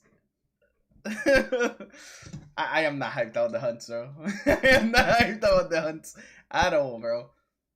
Oh, looks like there's another exotic being available this week, baby. Another exotic. Let's go into Ride of the Nine. Rapid, Desperado, Relentless. Already, bro? Already? Wait, we just barely got in here. Painstick, what the fuck? Painstick was ready, bro. He was ready. That dude was ready. Let me try a couple of things here in the vault. Please don't be fool. Ah, mother.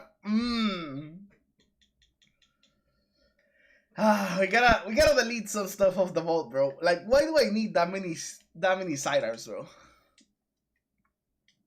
The store is broken. Oh yeah, let's take a look at the store before we do any of these. Let's take a look at the store real quick, huh?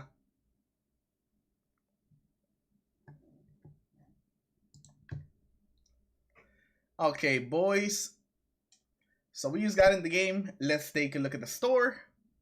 We have the network shell. I think it looks pretty cool. We got the dubious correlation. You know, for whenever you want to show your plan to the homies. Pretty cool emote.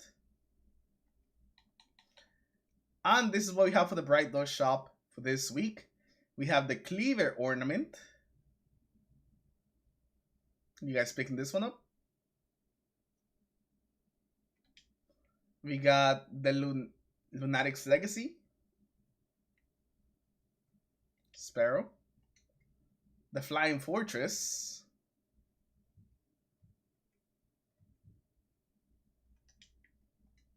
The Shattered Shell.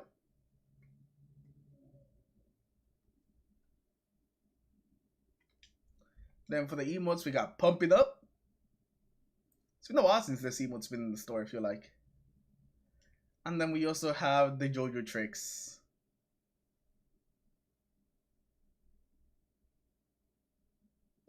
I don't know if that's much of a trick, but that's that's it. For the shaders, we have Ultra Clean, Springtime Faint. I don't remember what this one is. Ooh, it's the very pink one. So if you like pink shaders, this one's it. Circadian Chill, and then the Bird Diggers. I think all of these have been in the store at least once, I think.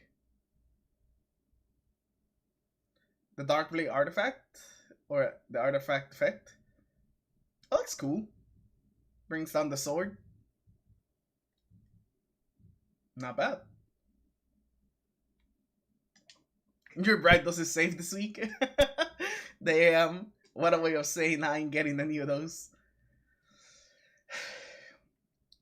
Painspec, why are you on already, brother? Are you in here for the run, bro? Are you in here for the run? Let's pick up the quests.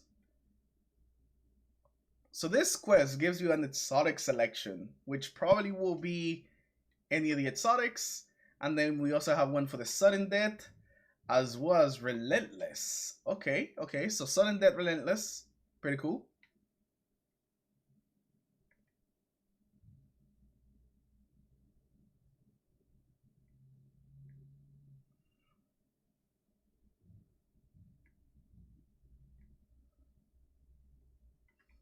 Where's my baby, the auto rifle?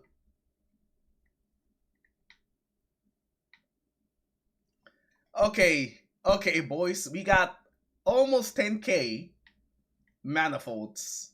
We have 9997.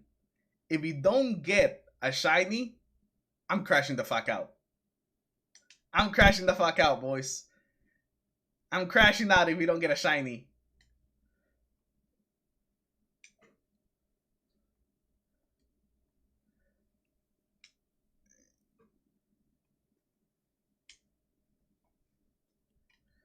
Okay. Okay.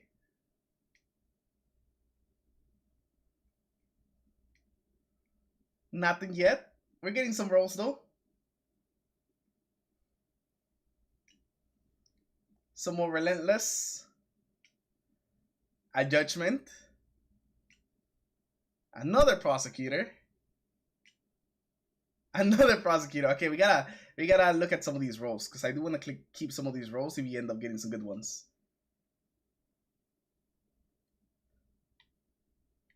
You have to discover the shinies before you drop from the chest.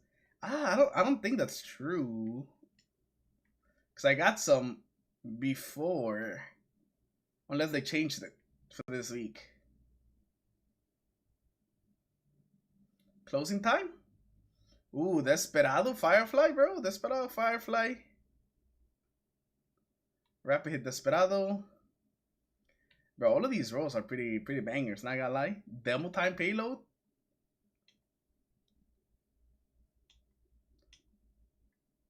Hold up, let me get rid of all these fucking vigilance over here.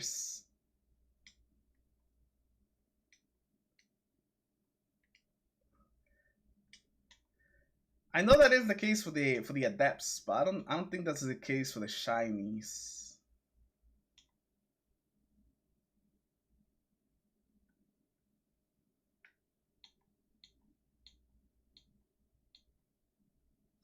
Painswick got a shiny use now? Oh, so yeah, so you definitely don't have to do him. We're doing it, boys. We're doing it. Painswick gave us the green light. We're doing it, baby. We're doing it. I do have to keep an eye out on my postmaster though, because if we don't,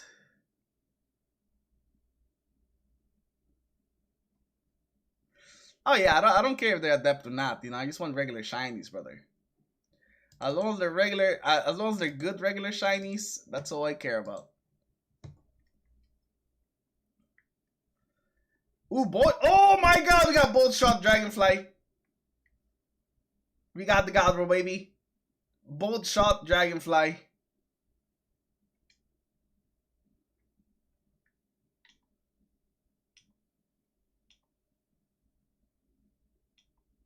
Bro, there's way too much shit in the vault, bro.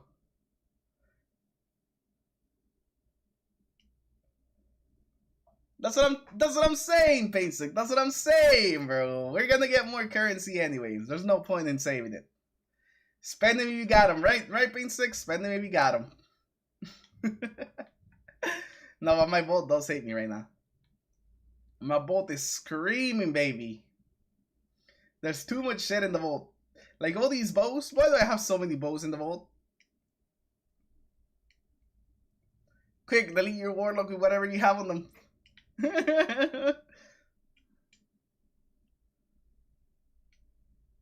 Alright, another relentless, another judgment, another judgment, another judgment. Bro, I don't want so many judgments. A sudden death,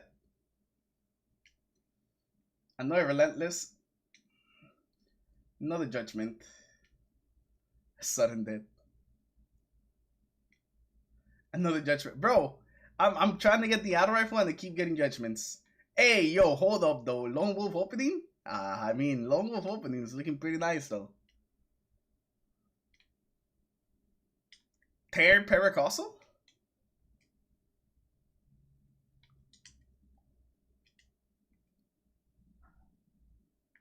Sudden death is what you want?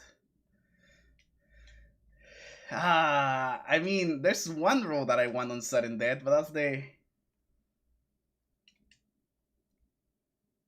There's one row that I'm specifically looking for, and that's it on that one.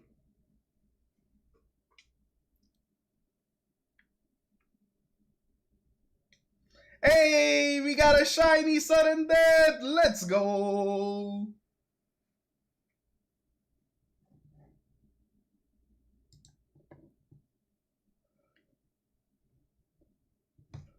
I think that's the one we get from the chest though, or from the quest. I think that's the one we get from the quest. Relentless. Yeah, it's a fucking sudden death.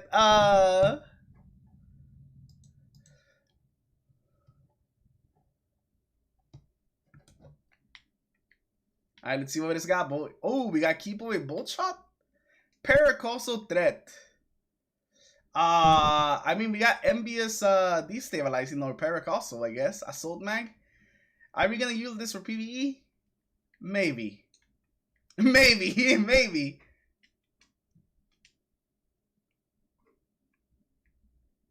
No, I'm not gonna use it for PvE? What do you know? Oh, shit, bro. Elemental Honing Firefly? That's kind of good. Because Firefly will proc for the solar damage.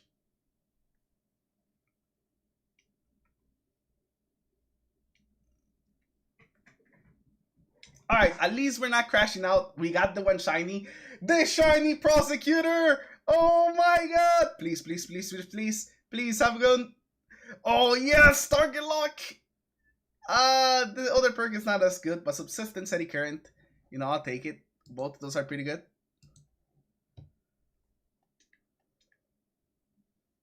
We could go Paracausal Eddy. Paracausal Eddy is something we could definitely do. Definitely target lock. You definitely want target lock if you gotta take it into the Crucible. With crossing over. But right here, you want Keep Away. The rest of these are pretty good though. Fluted or Full Bore. Yeah, if we had like Keep Away here, perfect. It would be perfect. 90 range, bro. That would be insane. Insane. I got disappointing news. What? Was it not Maven you played with last night? Was that a fake? Because if it was, bro, I'm sorry, but it was a fake.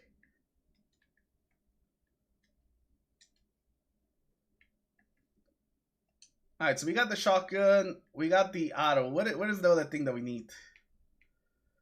We're gonna get the Relentless from the quest, right? I think. Yeah, we get Relentless from the quest. So what's the other weapon? The hand cannon! Oh my god, I can't believe I'm about to attune the judgment. No, but what's up? No!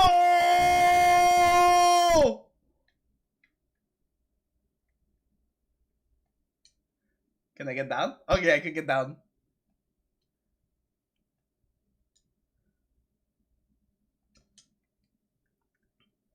How many do we have? We have 2,000 left.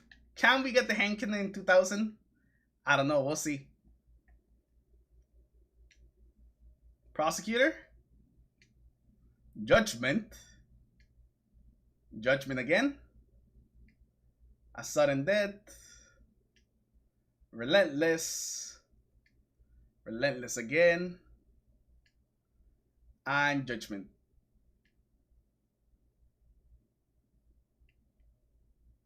Judgment. Ooh, hit. Oh my god, bro. What a PvP god, bro, baby.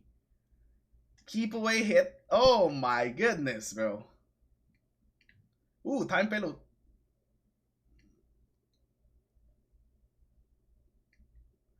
Yeah, bro. Of course it wasn't the Maven. Oh, 1-2 punch Stretch Barrel.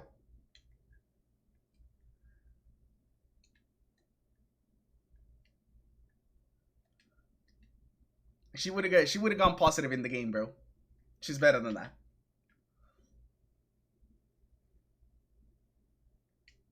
Another Judgment.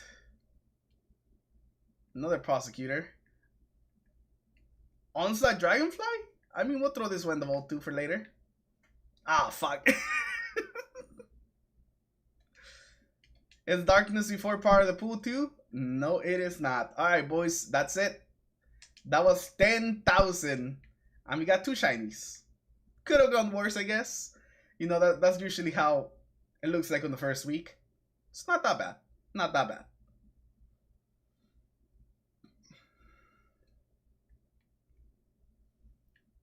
Paints, but you're still here, bro? You wanna run a normal one with me and Stink?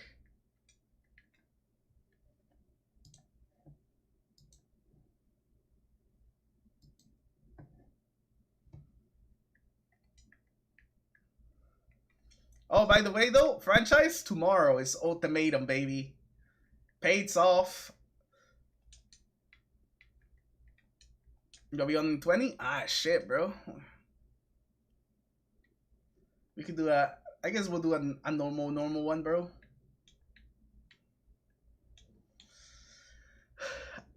I'm only gonna be here for a little bit right now, so I don't really have a lot of time because I have to go to my sister's graduation. So we're not gonna be here for too long.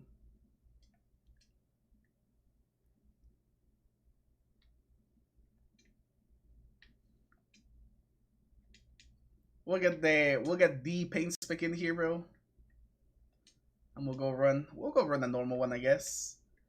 Just so we can get the quest done. What the fuck is over? Why does it have so many things? You see that? Why does it have so many symbols?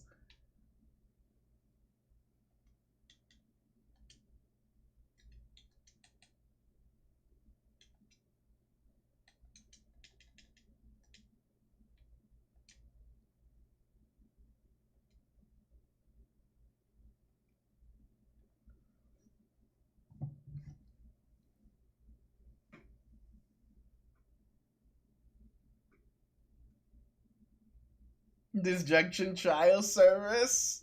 We're gonna have to wait for disjunction. Is the postmaster full? Let me check actually. Yo, Paint, my man, how you doing, bro? How's everything with you, bro?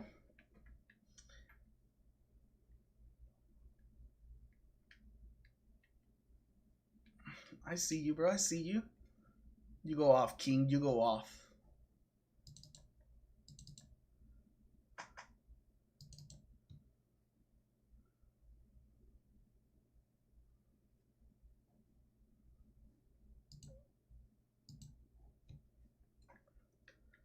Let's see. We got a bunch of rolls and all the weapons though. The 10K. How many shinies did you get, bro, with your 10K?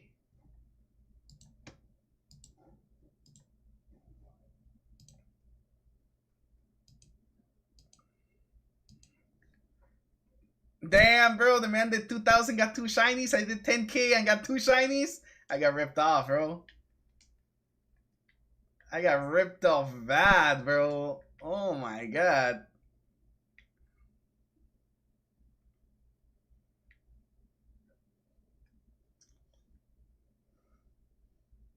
There's some dark, bro.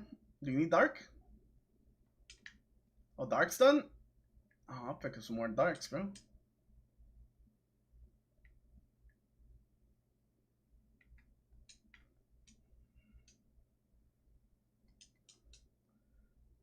Painswick is ready, bro. He was like, I need this completion. I need more shinies. He's hungry for the shinies. Painspec hungers. Grab the bounties? Oh shit, you're right. I should have grabbed the bounties, bro. You're right. We just need the lights, Paint. I got some already, but I don't see the guy again. Oh, never mind. You already did it. Oh my god, brother, you're cracked AF.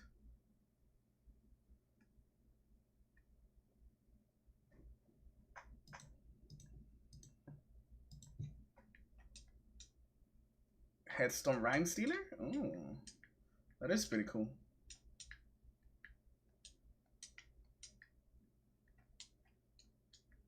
Man, pulled out the God Road Judgment immediately. I see you, Paint. I see you.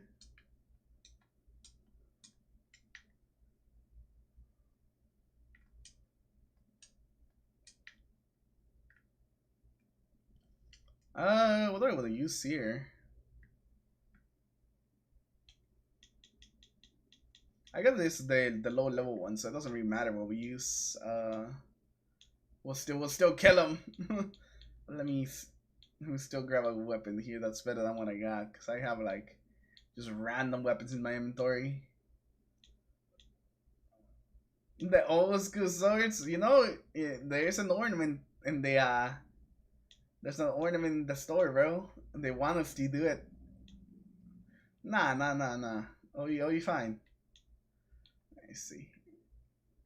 Bro, what do I even got on me, bro?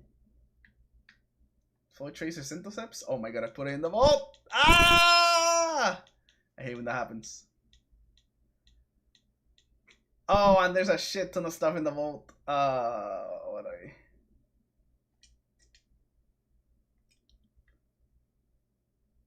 Should you spend... I don't think you could get no survivors right now.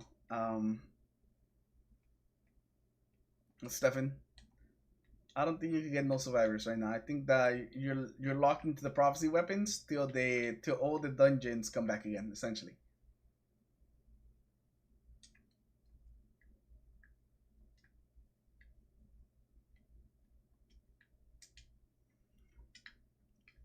Alright, bro. I guess I'm ready, bro. I guess I'm ready.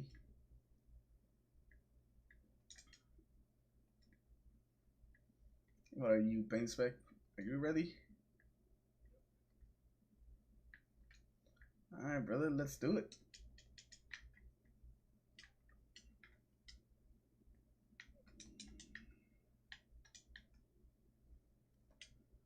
You can't focus it? No, you shouldn't be able to. If it does let you, that should... I think that's a glitch.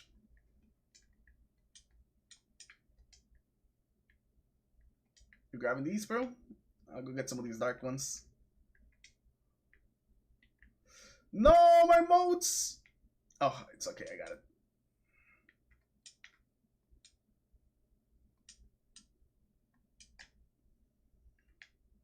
You doing light now?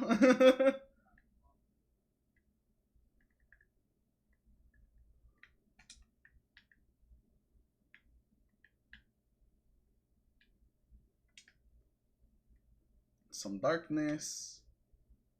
Why is there another guy over there? Well, that's the boss over there. Just chilling over there, just looking at us. He's just watching, bro. Alright, bro, there's some lights.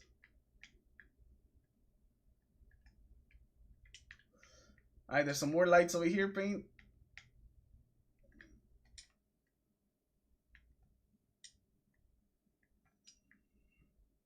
And that should be DPS, baby. Alright, let him have it. Oh, shit. The homie hit him with the super.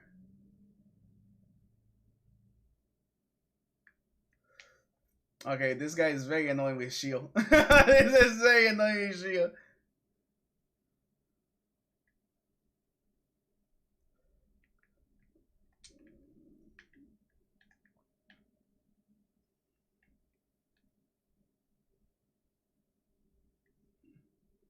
Gonna run out of ammo real quick.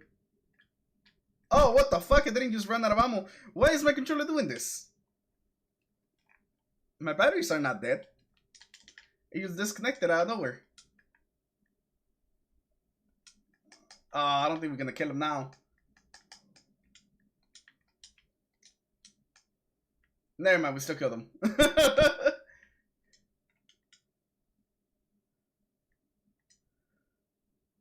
What are we gonna get from the chest? Woo! We got Prosecutor. Dragonfly. Okay.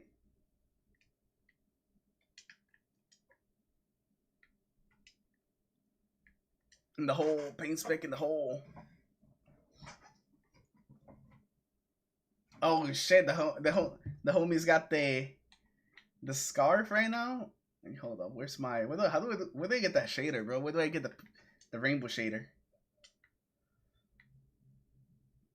Oh, is it just in my shaders now that I redeemed it? I can just go there and just equip it. I don't have to pick it up anywhere. Oh, so I do have to pick it up. Okay. Alright. There's eternity mode? Nah, bro, this bitch is even easier, bro. This is like an explorer mode.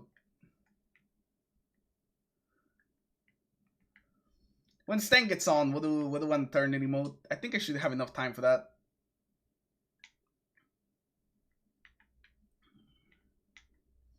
Yeah, so we should have enough time to run this one in like 20 minutes. Then we run eternity for like, 40 or something. And I'll probably be getting off, because that should be around time where I need to go.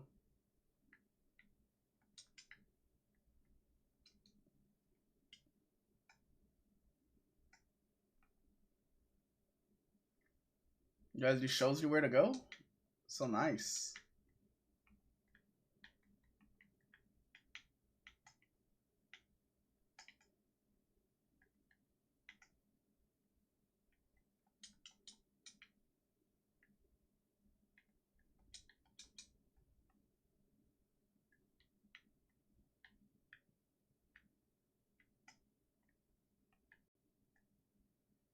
When are you gonna get in there, franchise? When are you gonna get in there? Alright, bro, let's go look for the secret chests, Alright. Yeah, bro, look for the piss sand on the ground. The yellow sand, that's how you know we're there.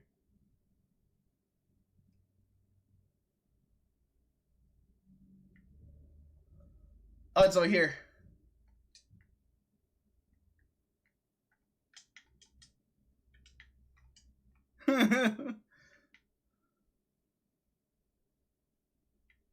The Destiny peeps are falling off.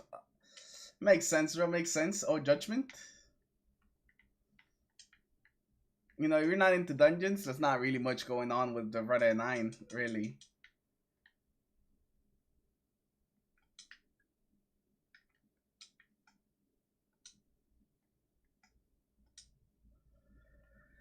It's unfortunate, bro. It's unfortunate. I don't think the Red 9 is hitting the same, because with Into the Light, you had both Onslaught, which was like, activity everyone could do. And then you had Pantheon. Fucking Pantheon. The GOAT, bro. The GOAT. Pantheon.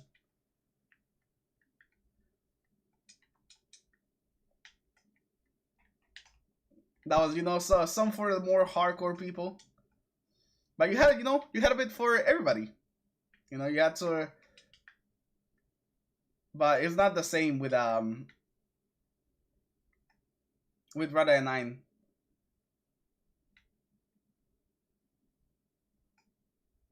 These are full dungeon. Pantheon was just encounters. I see, I got you. That would be interesting if they would have used pooled dungeon encounters and made it use like, Dungeon Pantheon.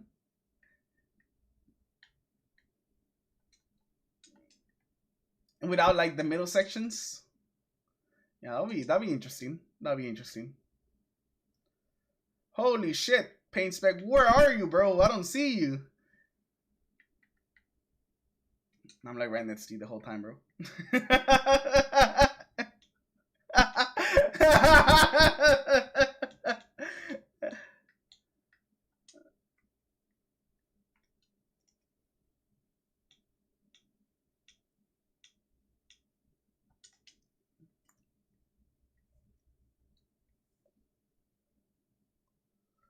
Oh, that is true, bro. That they told everyone that their weapons are gonna be tier 3 in a few. Not even a few months, bro. In like a month and a half. So like the real good ones to go for are like the shinies, really, because those are gonna have like this special.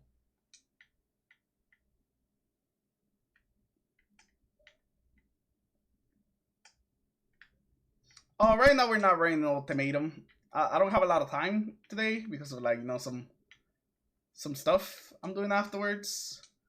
So we're not running ultimatum today. That's gonna be a tomorrow type thing.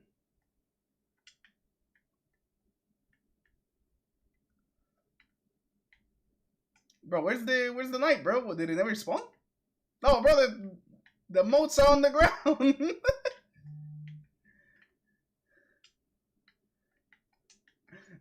Oh, you already dunked them. Okay, well, I don't need these.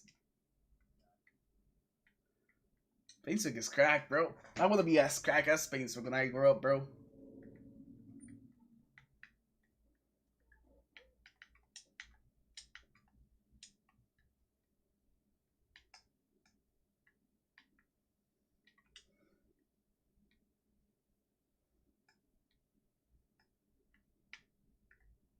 I got some lights. Where's the other guy? No, there he is.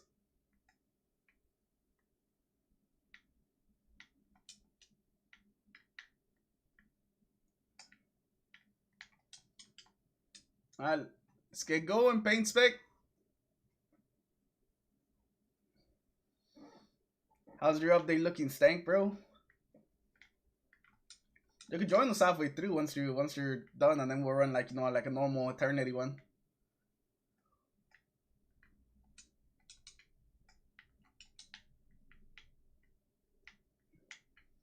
Once we finish this, we'll get the double chest too.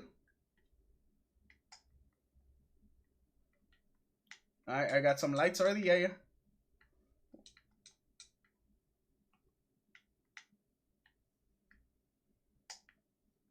And we out, Paint. We out.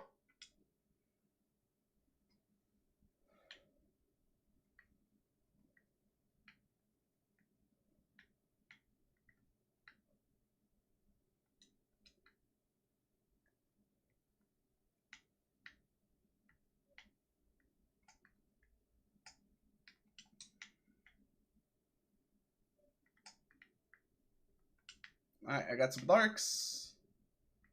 I'm about to get the other darks. Can I grapple with these? Oh, I could. There's a chance that that would have used deleted my moat. I know, because a couple of other things that you grab like that and use a grapple, use the leads, whatever you got in your hand. Dark. Dark again.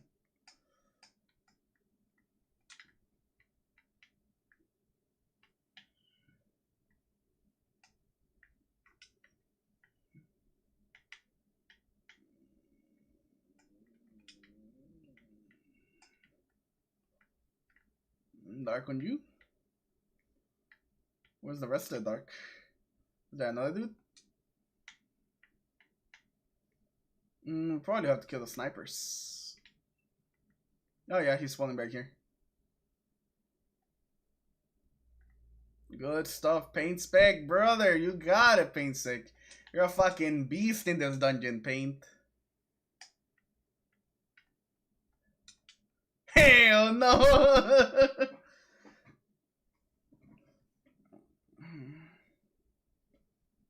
I think this is the boss. Yeah. Boss time, baby.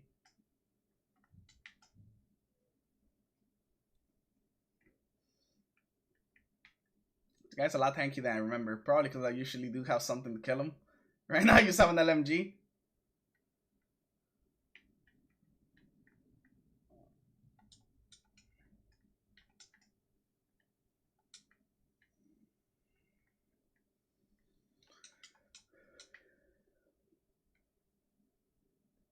Give us the loot, chest. Give us the loot.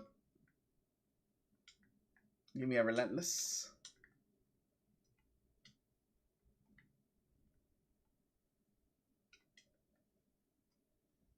Alright, bro. Time to do some rainbow rolling. Hell no! No differences yet. It doesn't show any differences in this mode franchise. You'll find that on the next one when we do Eternity. That's what the differences don't show on this Explorer. That's how it's been for the other ones. Cause I ran it at least once. To kind of see what how they're teaching.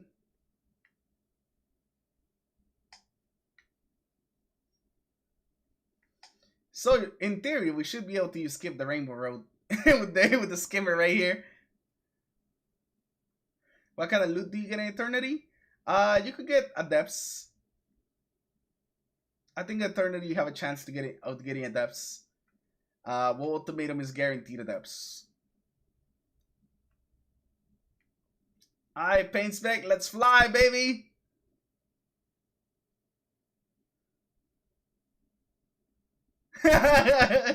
Nah, we make it, bro, we make it.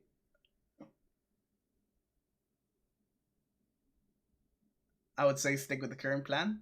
I would like, what, finishing this and then go in Eternity? Yeah, I think so.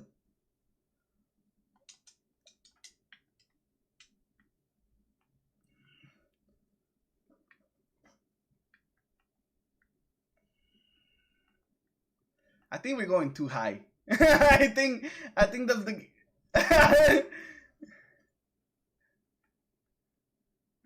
I think yeah, you gotta drop a bit, Paint. So you gotta drop a bit. Or the game's like, yo, you're too high. No more.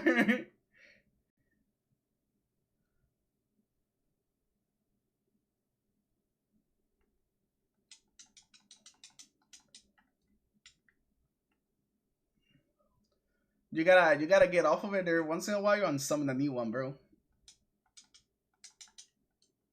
Ah, I went too far. I think we were out of like where we were supposed to go.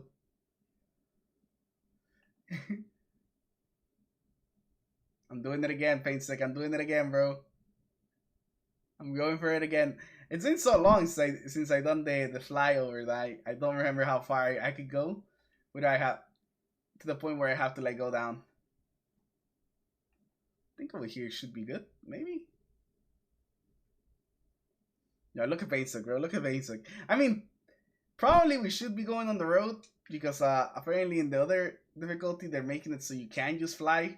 So maybe it's better that we actually take the road. Because I don't remember where to go on the road. Actually, hold up. Oh my god, I pressed the wrong button.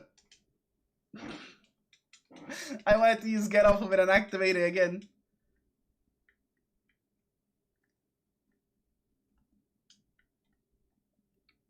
Alright. Alright, so we'll get on the road. I mean, with the skimmer, it's a little harder to see. I don't know if I want to switch to a Sparrow if I'm gonna actually go on the road.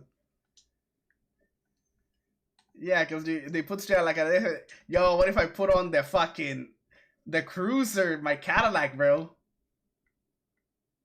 Uh-huh. Well, I'm putting on the Cadillac. Just cruise around, bro. I don't go fast enough where I can actually go off corners, bro. I'm too slow to go off corners. and I got the increased health. So, you know, even if I get sniped, I don't die right away. This might be a big brain play, bro.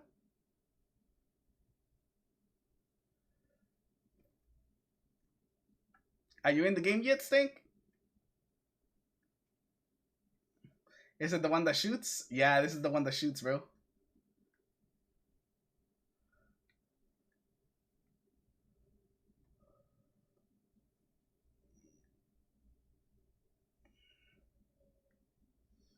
I know this is a sketchy one though, because we gotta go. Wait, is it here where we go? There's at some point we gotta make a jump. I don't know where. Where? Oh, it's here. It's here. It's here.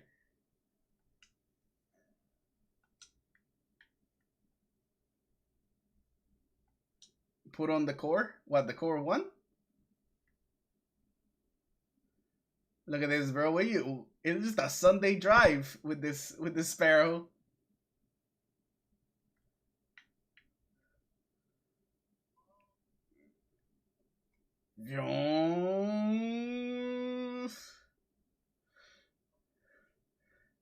Bro, I wish I had like a horn right now so I can just come through here and beep at Paint Spec, just beep beep as I pass Zyra. And then the Cadillac, bro. Oh, it should have pushed me off.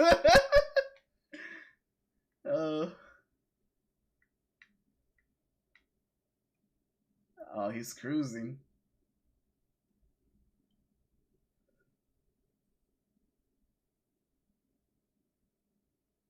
I'm cruising for real. Bro, you're straight chilling? I'm telling you, bro.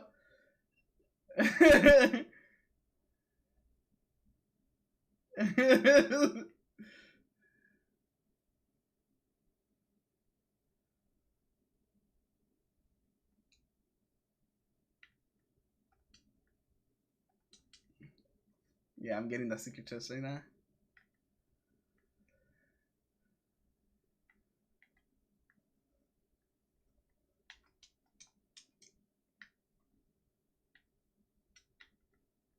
Alright, cool, cool. Let's get back up, bro.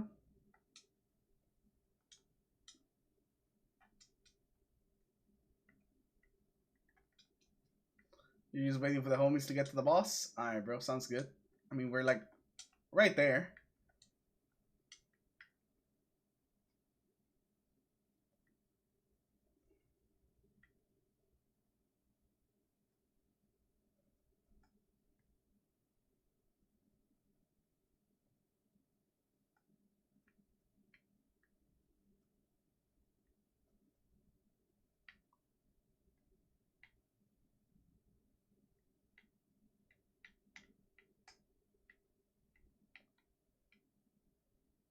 I'm killing them right now, bro.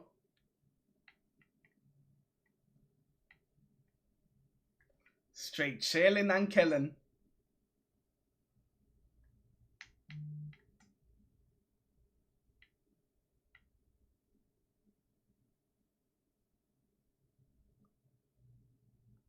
Alright, we're at the boss.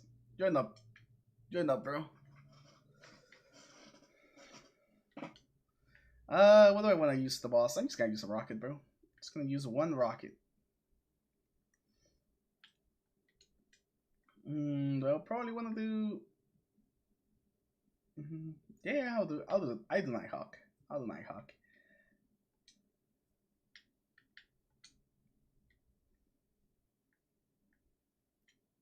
Why is my resilience hella low though? What? What the hell?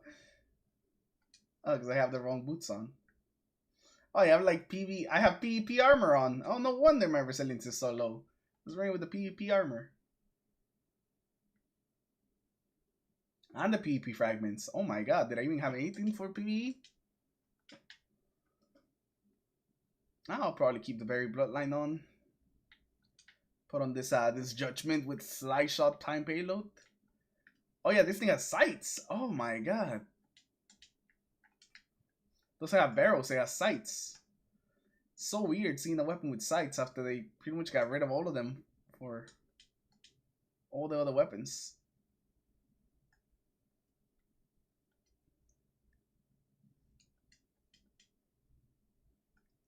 PvP unknown. Yeah, bro. Have I not been on Destiny since I did Trials? Did I never get on for anything else? I thought I did. But I guess I didn't. I guess I didn't, bro.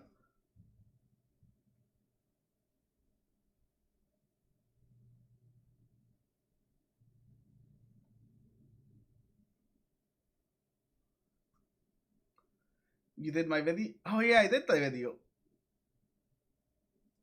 Wait, but that means that that means I should have had PvE stuff on. What the hell?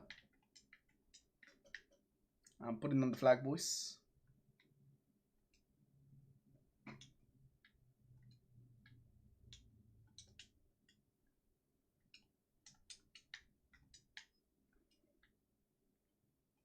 What do I got on this? Bait and switch demo? That's pretty good. Not bad. Oh shit. I forgot. Thanks probably in the game chat. Yo, what up?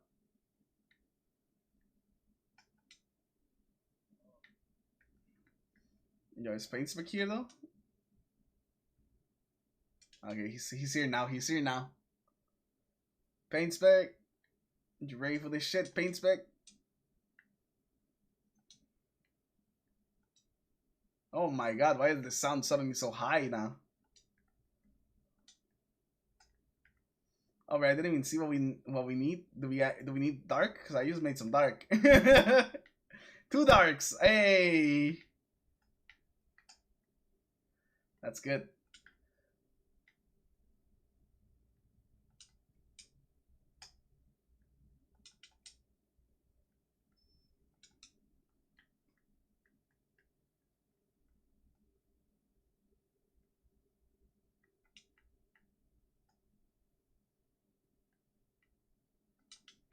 I got lights. Anyone else got lights? Yeah, I need 3 lights. Oh, thank you, sir. Alright, let's dunk this and let's go in, boys. In the hole. Time to one face this dude, bro. If we can't one face the dude, bro, we never one face them anywhere.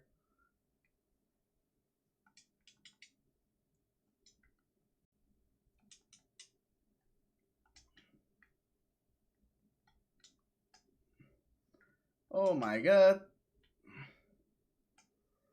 Oh my god, I mean my golden gun, bro.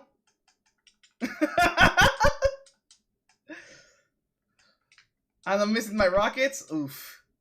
Never mind, boys. We ain't one facing them. I'm just throwing. The golden gun and the rockets.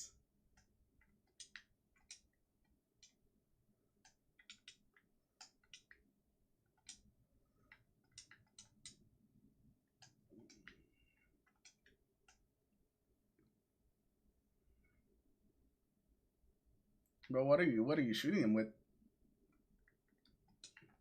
Is that the micro?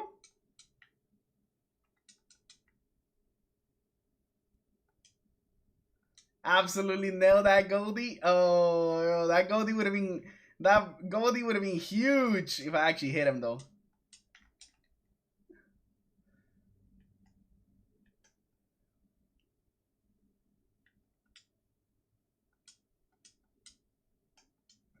You saw the change to the cube room? Oh no, bro. Cube room must be a bitch.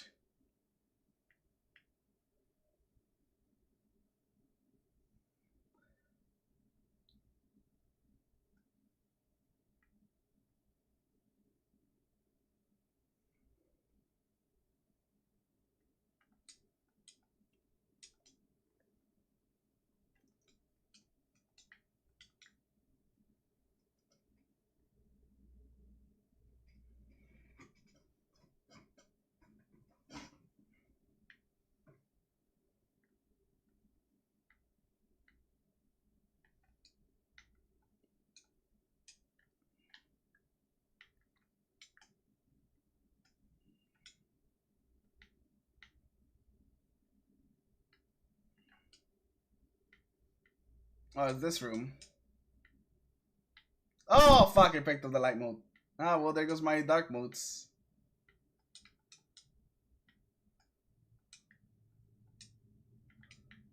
Yeah, I'll pick up the light, bro.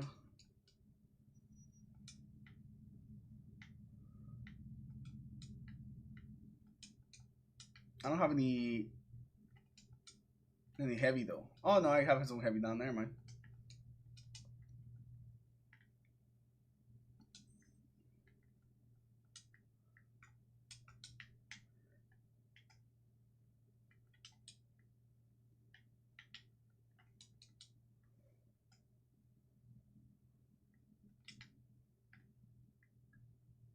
You got dark? Good shit. Am I using the Combat Sparrow? Hell yeah, I'm using the Combat Sparrow, brother.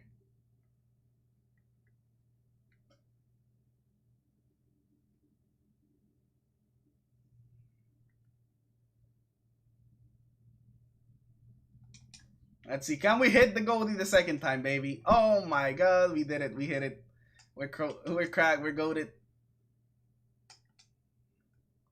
But now we're completely out of ammo, which kinda sucks. Oh, we have Transcendence, huh?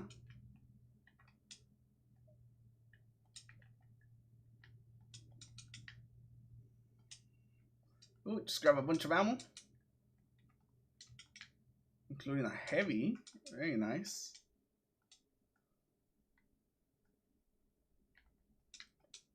Oh shit, bro. You wearing his platform, bro? You just disrespecting them, bro. No wonder he threw you over the ledge.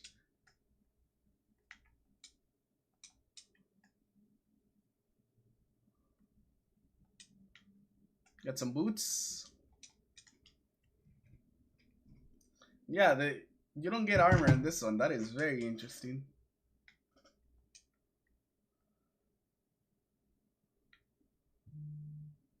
Hey, look there, the second chest.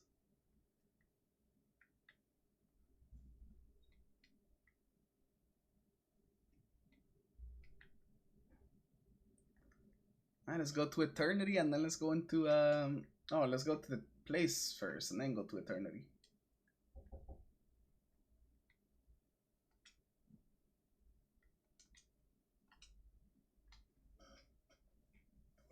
Sick there, dogma.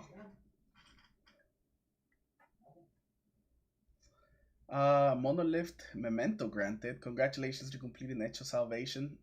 Wait, do we get a... Does that mean I have an Edge of Salvation memento use in my inventory? Wait, where's it at? Does it use go on the raid weapons?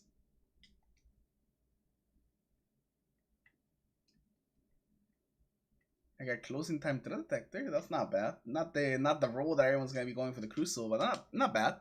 Not bad.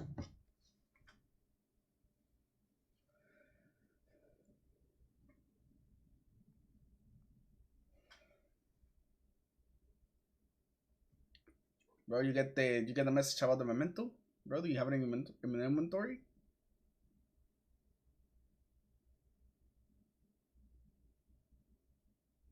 Oh, you have to actually go pick it up. You have to go to Rahul to get it. I see. So that's how you pick up that memento. Fair enough, bro. Fair enough.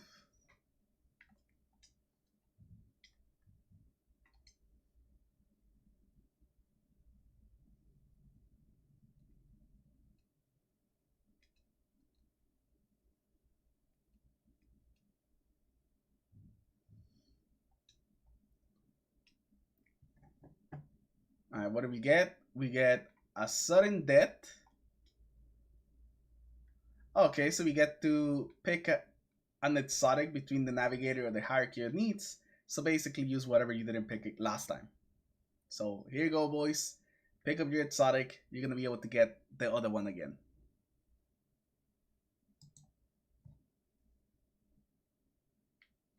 Alright, I guess I'll pick up navigator, right?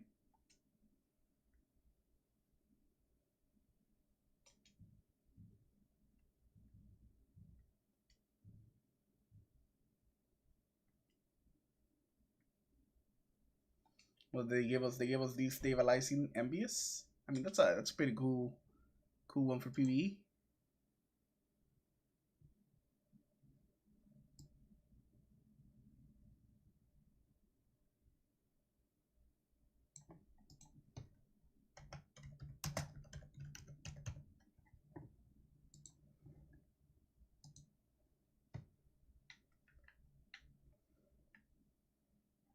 Yeah, I think it's a set rule. I think everyone gets it. Yeah, I think so.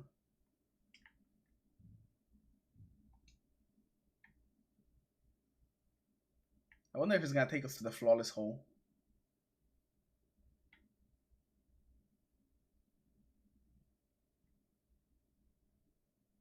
Looks like it.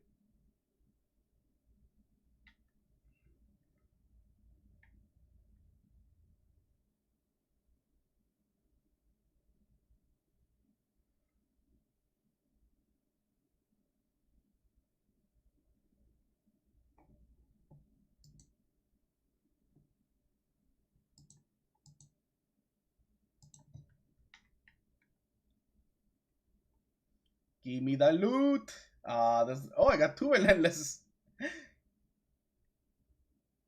The shiny one and the normal one. Ooh, oh my god, the shiny one is so cracked. Oh my god.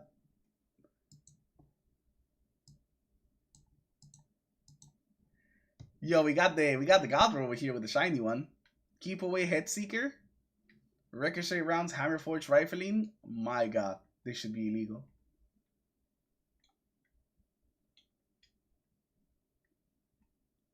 Oh my god, rapid hit seeker with a normal one too?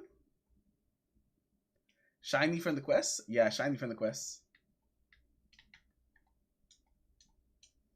So let us go in the flawless hole. The flawless hole is closed, brothers. Cannot.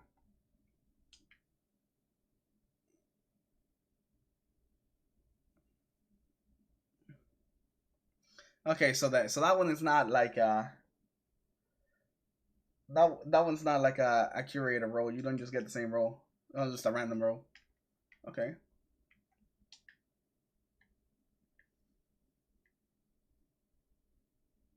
Oh, hold up. I want to go down there. Can I load this place up again?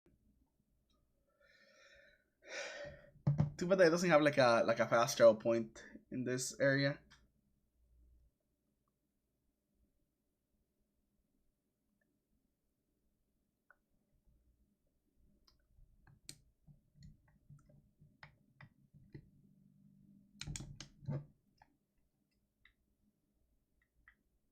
Bro, crazy that they turned off the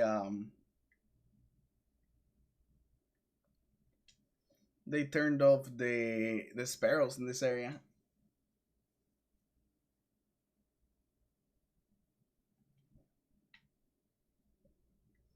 Yeah. Now there's no sparrows, bro. There's just sadness. There's a sparrow shaped hole in my heart now.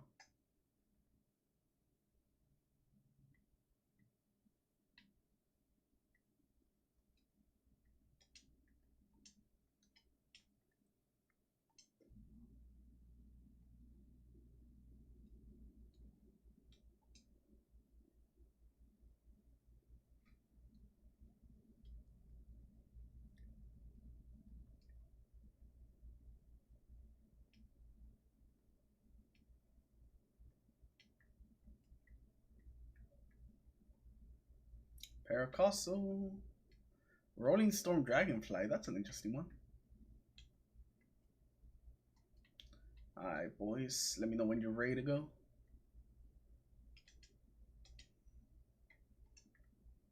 Alright. Alright, that's fine too, bro. You picked up any of these weapons that they give you here, Stank? The Prosecutor, the Adjudicator, and the Chain of Command? Wasn't the Chain of Command one of the seasonal weapons for like leveling up?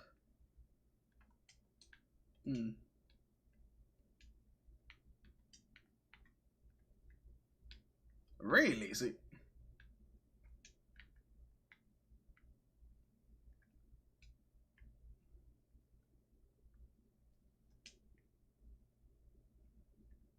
oh shit, the homie's ready with his glaive for the first encounter, bro?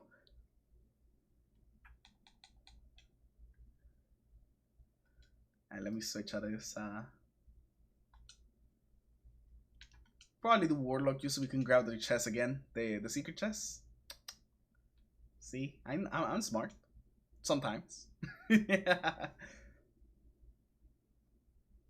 We got this shit, bro. We got this shit.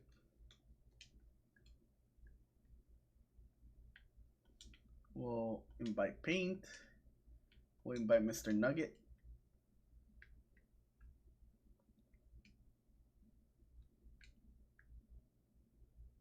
We don't need this Greasy Luck.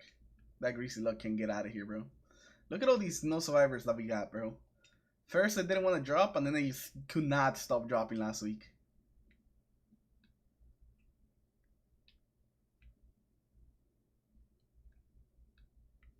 Yo, what up, though?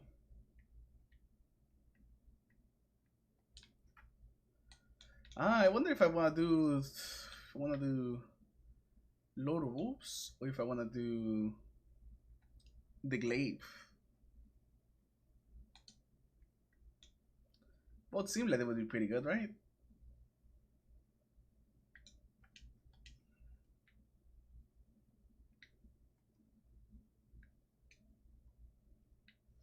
I also got the Queen Breaker, but I don't know about Queen Breaker in the first guy.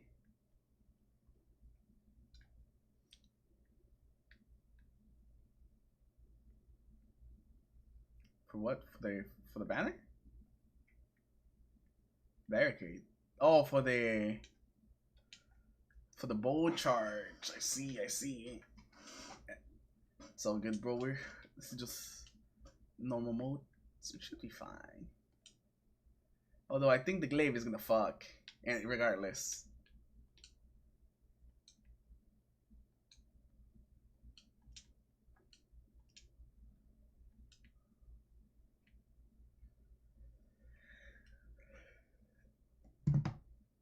Inspect your Dust Rock, Queen Breaker. Where are you, Dust Rock? Oh, the Wither. Oh, I see you. Oh, the Edge Transit? I can see the Edge Transit. Edge Transit puts in crazy DPS, bro.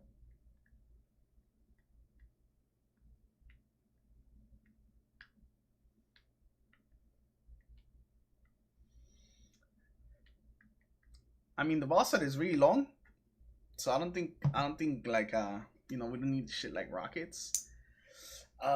Probably use the linears, bro. I think the Queen Breaker is still gonna be it, bro. 1,000 voices? Hell no, bro. It's gonna run out of ammo. Like halfway through.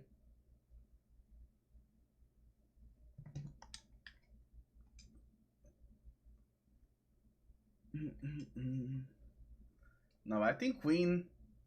I think if you have a bunch of stuff with solar and you got a solar build, then maybe the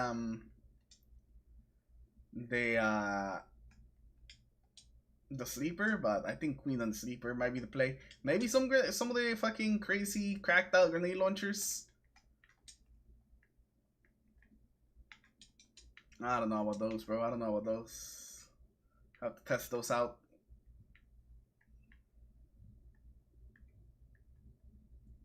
Oh, that's a dark one. Anyone needs dark modes?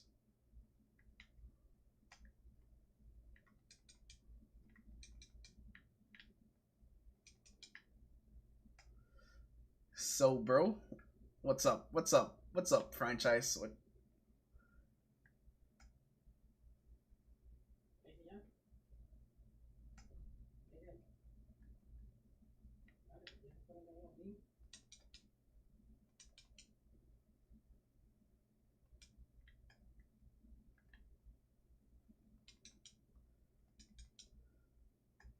I got you, bro. I got you. That'll be something I'll do tonight. I'm gonna start messing with different ones. Which one are you taking to the next room, Stank? I'm taking some lights. Oh, good shit. Let's go.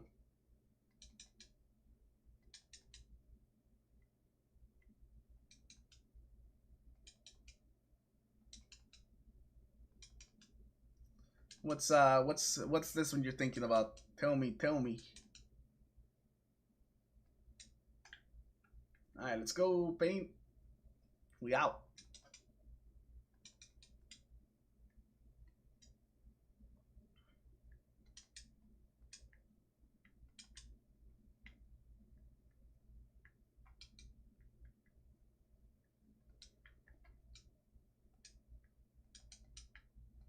And after the vids, are we still bounty prepping? I don't know, bro. I don't know.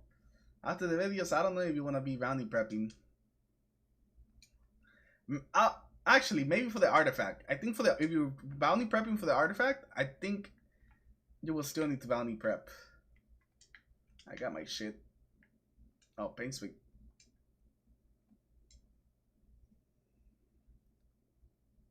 Maybe.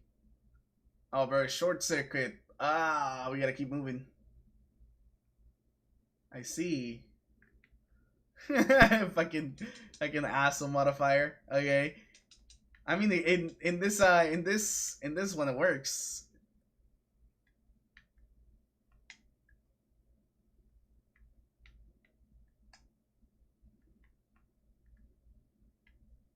There's some lights over here.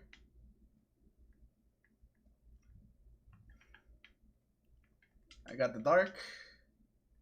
This man's trying to push me off the side.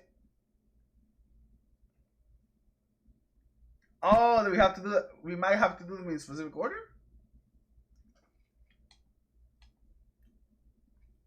I see. That's probably what it wants. Oh, you kill yourself? Oh, you got booped off. Okay, I'm just jumping off the ledge.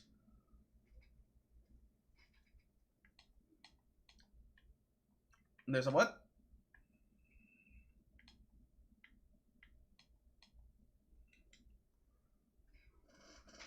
I got you.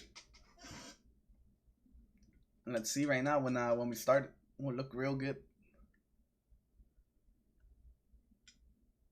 Oh yeah, I do see it up there.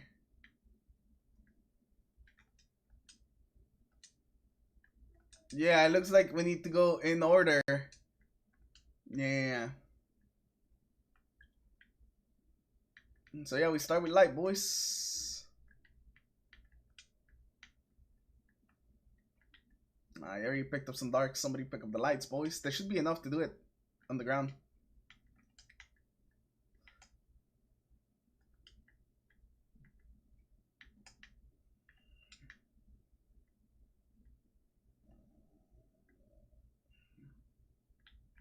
There we go. The next one is doesn't show right now. But do another dark one and see what happens. Okay, okay. So it looks like it's probably the opposite. I'll try to do light again.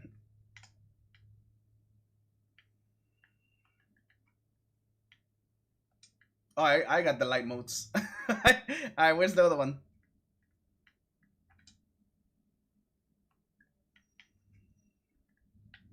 Alright, I'll jump in here. Oh yeah, we're finishing in dark.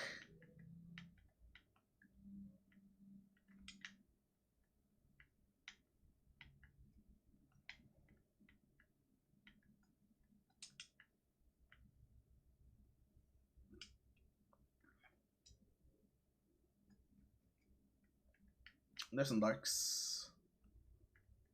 I just need to kill this guy with darks. Nice, good shit. Alright, get ready for some deeps, boys.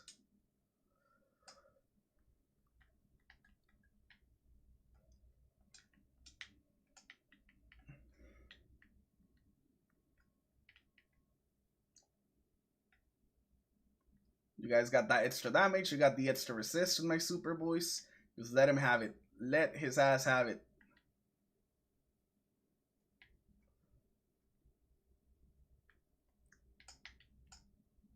He was immune. He's good now. He's good now.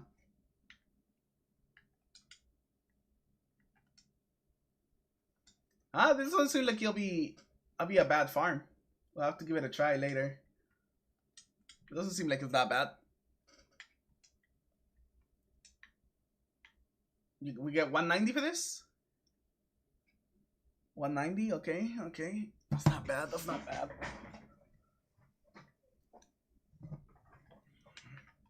Toasted that dude? Yeah, we did toast that dude though. Do you heal for moving? Yeah, you heal for moving. So if you're in on a class that's just constantly moving, like, you know, the punchy hunter, you can probably just go through here and fucking heal the entire way. Yo, there's a chest over here. You guys want to stop by the chest real quick?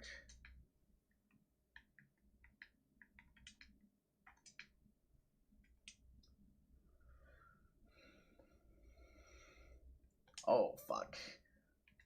Hurry up, Painter. We're dying here, brother. We're dying here. Oh, I didn't get shit because we grabbed it, bro. I'll have to kill these dudes just so he stops bothering us, bro. Alright, where's the things? Oh, they're right here.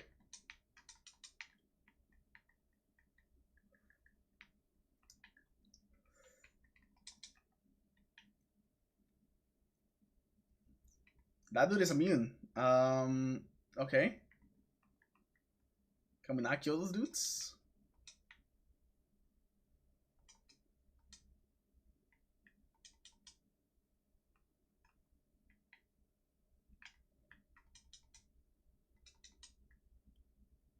That dude is still immune. Look. It looks like it was this way. Yeah, I grabbed Tolan. Alright, so these are these dudes. I don't know where it went actually, bro. I thought it went this way. I thought it went this way, but I can't fucking find them, bro. Oh, it's over here. So these big dudes, they just kind of roam around, bro. They're just kind of immune, though. They're immune, so you know, you're just gonna have to go around them.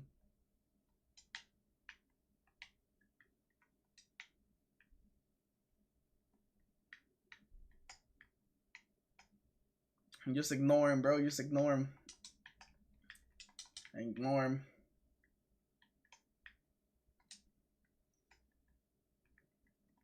If you don't look at them, they won't look at you. Oh, it went that way.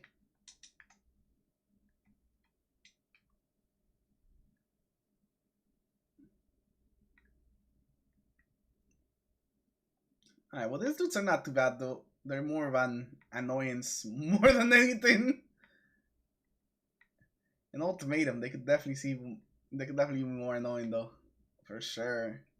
They're probably gonna be hurting. They're probably gonna be hurting. Ultimatum.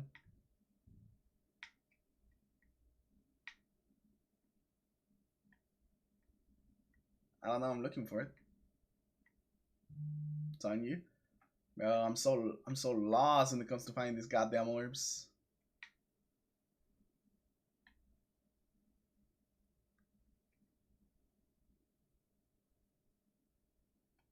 You're hoping the boss at the end will be the farm? The boss?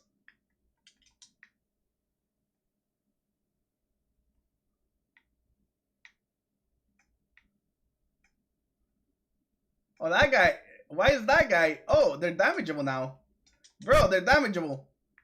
They're the bosses of this area. Kill the big dudes.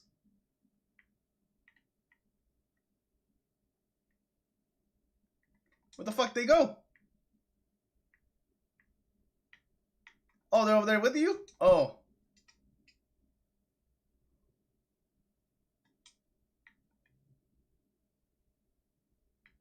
Well, that's not him.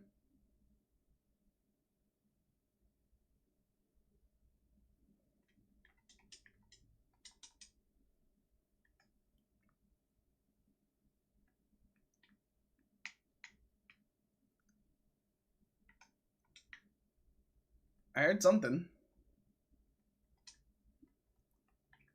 What if we kill this dude? Will we get a chest? Is the chest in front of the door? There's a chest in front of the door. Okay, so you can farm this thing in the middle franchise, and you can get a chest this way. Oh, you only get 20 of them. I see. That's what I'm talking about, baby. Franchise is hype, bro. That's what franchise is hype. He's like, fuck yeah, the farm is back on, baby. You just gotta get a checkpoint for this place, I guess. I don't know if it's gonna be as good.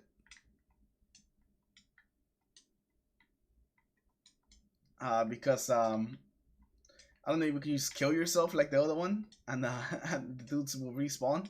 Because that's what made the other one really good. Alright, boys, here they're probably gonna fuck us with some stuff, so be ready.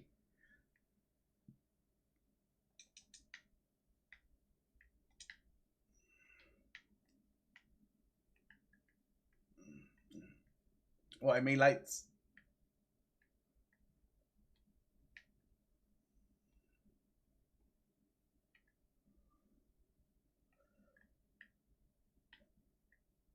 You're kidding me. You're kidding me, bro.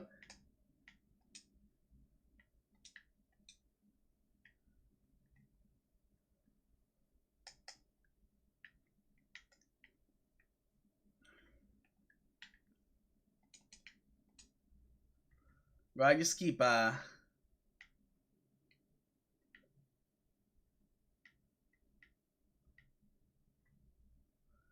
checkpoint. The checkpoint's not until you go to the cube area. Ah, I see, I see.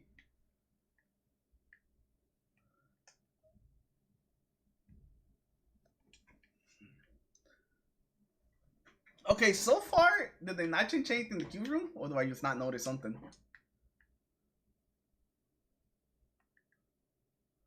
Hive Knight, the fuck?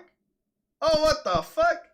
He's immune. Oh my god, we gotta do the Q from what this fucking dude chases us.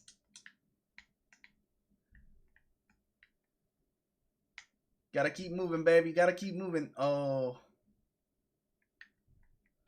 So that's the modifier of the Q room. Just keep an eye on them, bro.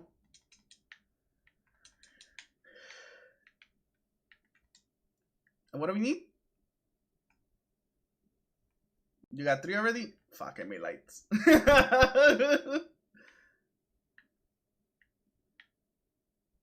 Oh, he's still here. He's still here. I wonder if you could blind him or do something with him so he doesn't. Looks like he's a mini boss though, so he might not be able to.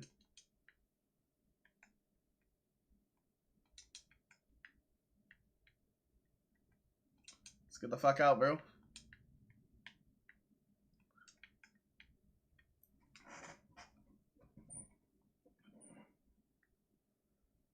Rahul does have the goods. Brother, he's gonna be there, brother. You gotta be careful.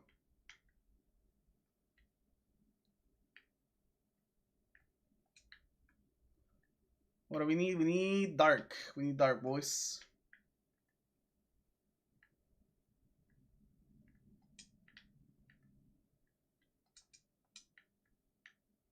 Alright.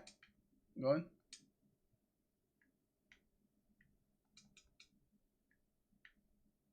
Wait, why are you going to the middle, bro? What do you mean? Because I'm ready. I don't have no moats. Oh, they're over here. No, no, no. Slacking, bro. Bro, the homies are not even killing the ads. Are sniping the shit out of us, bro. Damn. Homies are slacking. It's supposed to be dunking.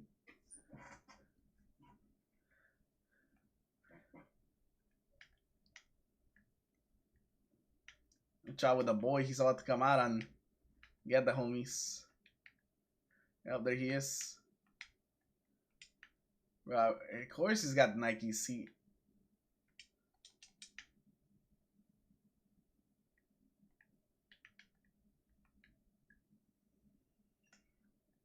I got some darks.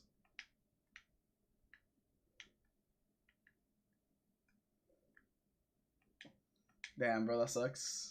There go some lights.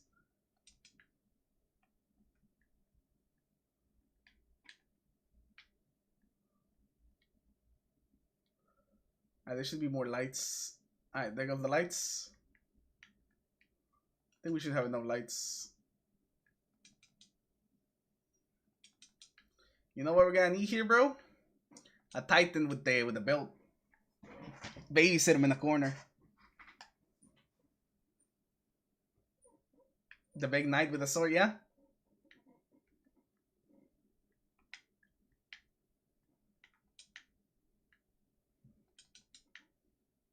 Yeah, because he'll be running after Painstick right now. He's about to do it to him.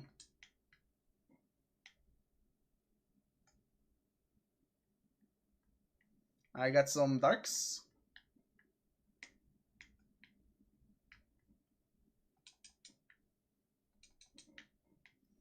Do we need light or darks? I got it. Run to the middle.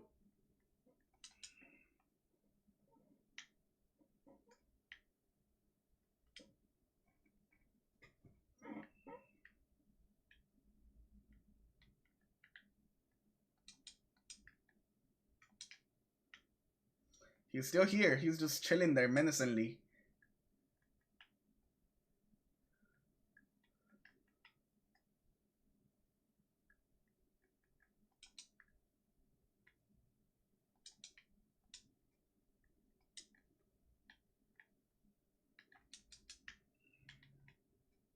Yeah, he's immune. Oh, I mean, he's damageable now?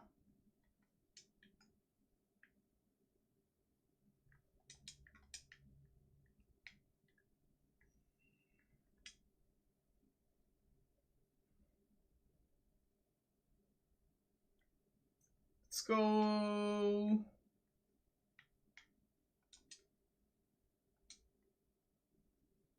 Nah, I wasn't on the hunter because I was like, you know, let me grab the chest, the secret chest. But then they don't count anyway, so I could have stayed on the hunter. The boss is easier, I think? No way, bro. Do you think they made the boss easier? No freaking shot, bro. No freaking shot.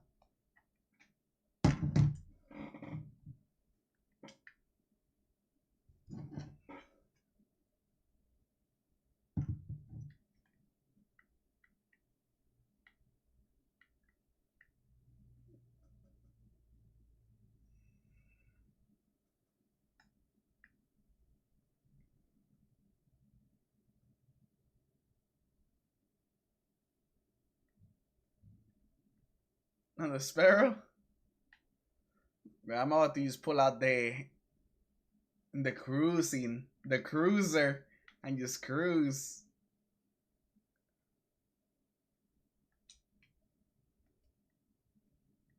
Wait, realm collapse in 20 seconds? Oh, you gotta go checkpoints. That's what it is, bro. Realm anchored. Oh yeah. If you don't make it in a specific amount of time, the whole thing wipes you. So you basically gotta go fast. Bro, that means that you can't just chill with the Cadillac, bro.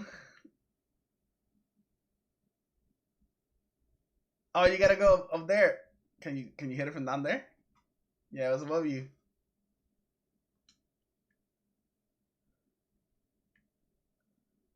Hell no. Hell no, you're not gonna make it, bro.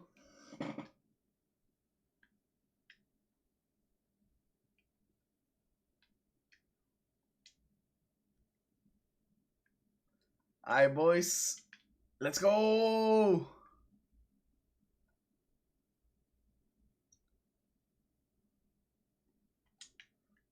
Oh yeah, there is stolen some different roads.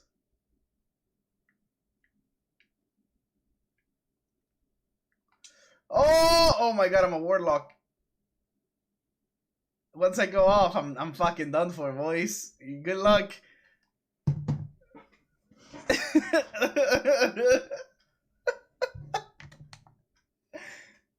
Yo, Stick, you're not even hitting the boost, brother.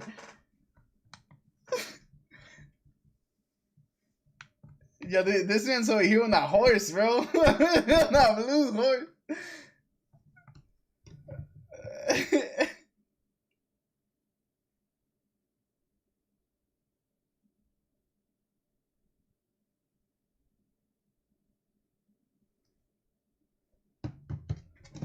This right there, bro. It's right there. You got this shit. Oh, this thing just went off too.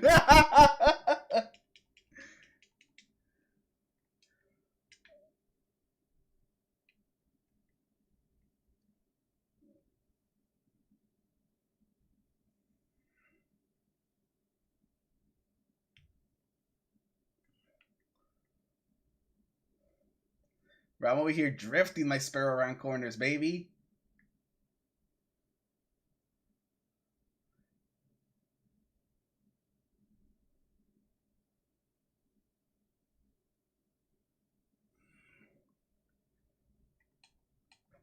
Hey, you're supposed to go on the sparrow, bro, not run.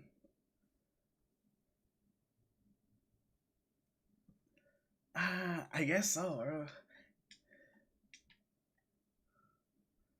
Wait, what do you mean you gotta jump off when you get to the middle? Oh, I got you. Get what you're saying. Bro, I never taken this road over here, the Painspick always takes. This is a brand new experience to me.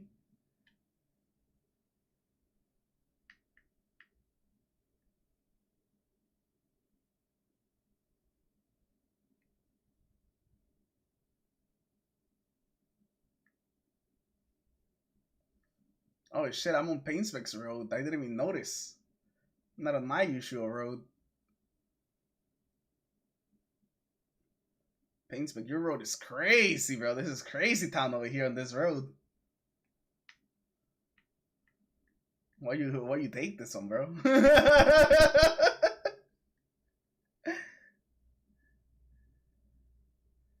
The homies got possessed by Goofy.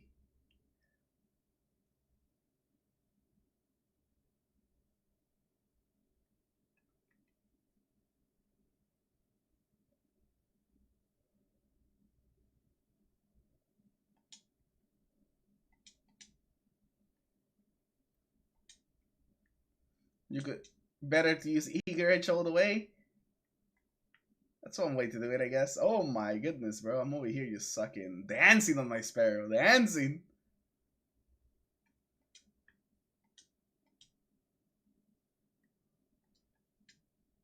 Goodbye, my love.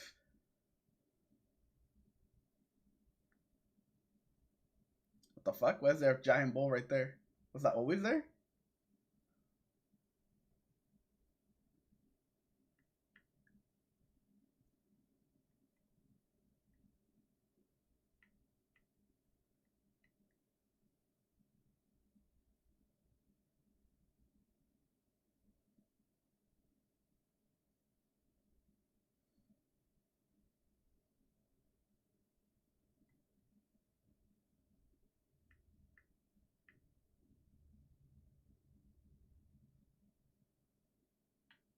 Hey, I made it to the end.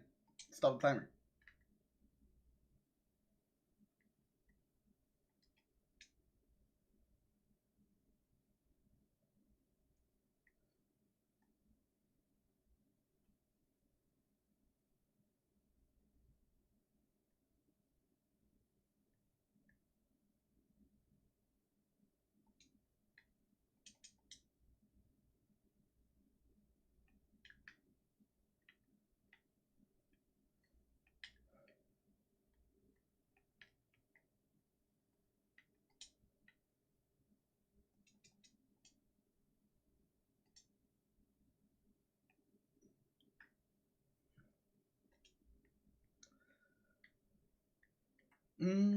I guess let me switch over to my Queen Breaker.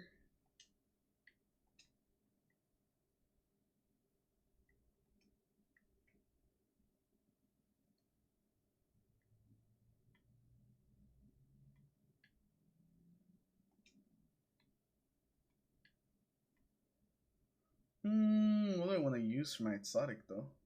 I could use this for the Riff, but then my super's not matching. So maybe I'll do something else. Do I have a Star Eater with me? I do have a Star Eater.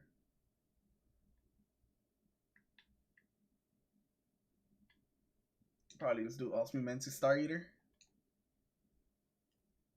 I'm like dying over here, boys. In the end, and they not moving is killing me.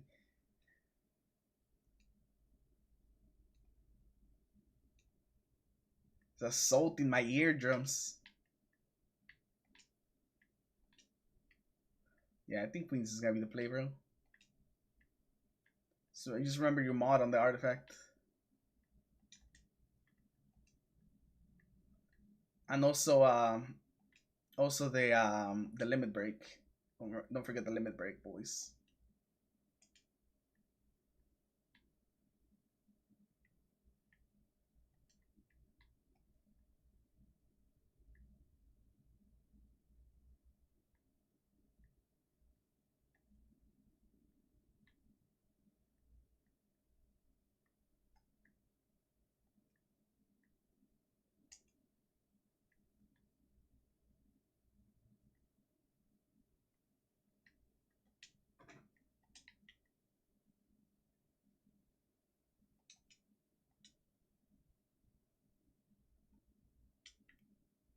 Put down a flag.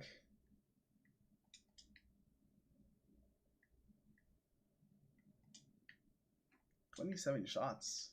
Damn, we about to fuck.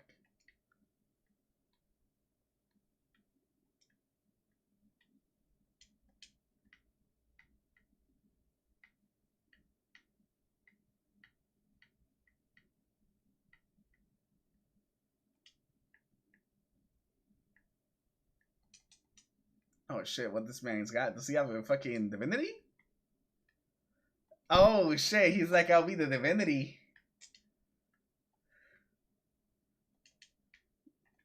Homie's like, I don't think the homies are gonna hit headshots. I gotta help them. Man, that's sucked up. Being sick, that's sucked up, bro.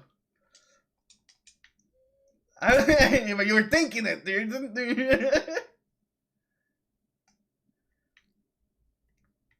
I got 2 lights. I'm about to get 3 lights. I got full lights. I'm dunking one.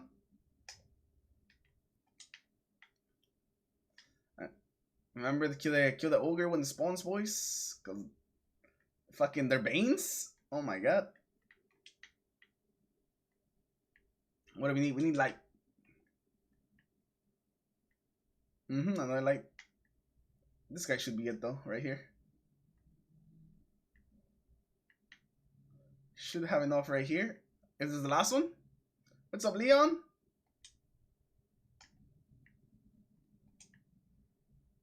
No, this is not. You have the last one? Cool. Good shit. Alright, get in before the ogre starts fucking us up.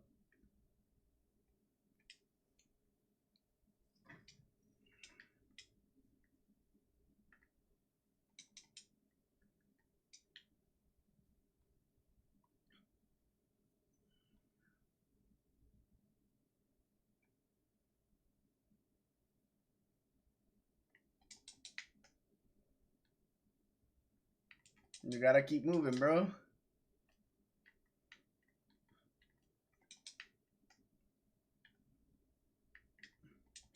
Homie just got 1 bang by the ads whenever he stopped moving.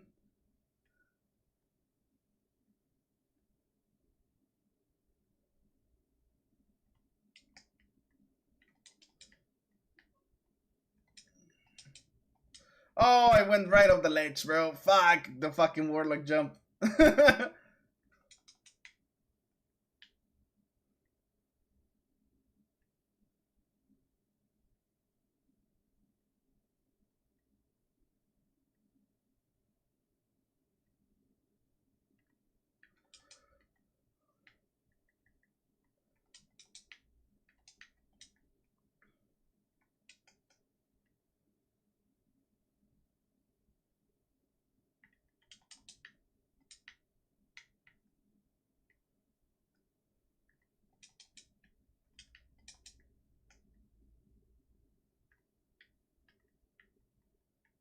Oh, I went through.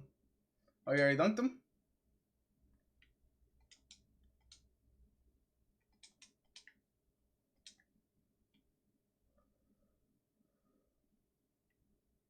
Damn, bro. I think I have 1 mode too.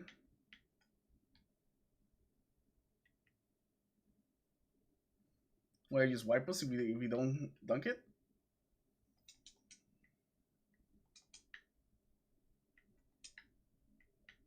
Damn. Oh, fucking this tank is dead?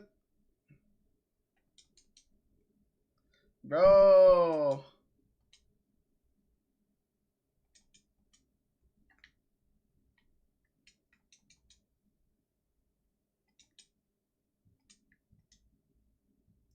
Yeah, not bad damage, bro.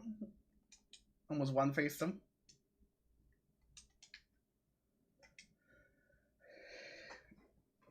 The homie just forgot about the modifier, bro. I fucking fell off. I lost all my stacks on my Nova Bomb, so I didn't the big boy damage.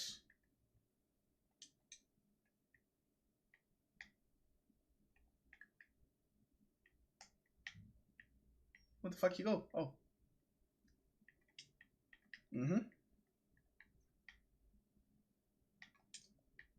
Get some darks.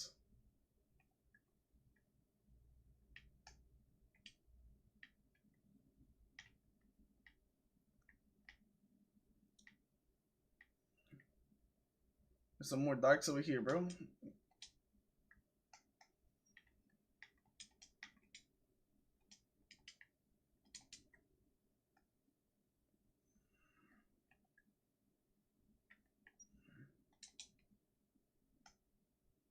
What do we need? There's 3 lights. We need more lights, I think. I'll kill this guy for some lights. There you go. There's the lights.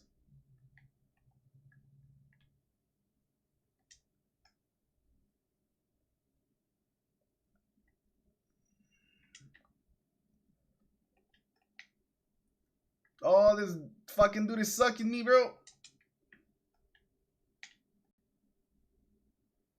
Damn, bro, I got no ammo. I don't know what I'm gonna damage this man with, but I got no ammo. I don't even have prismatic.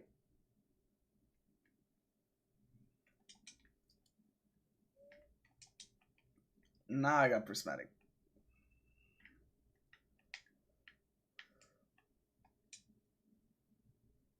Oh my god, hit me with another melee. Hope he's dead, so doesn't matter. Got my Nova right as he died too. Sucks.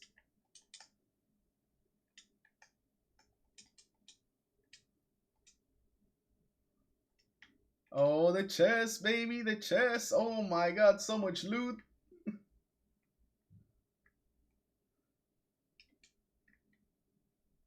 Nah, I didn't get any shinies. I just got regular hand cannons and regular auto rifle.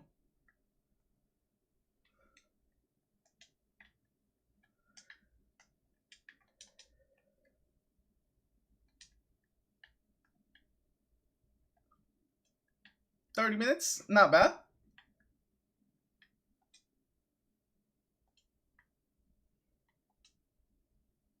Felt a lot longer than 30 minutes, but it was 30 minutes.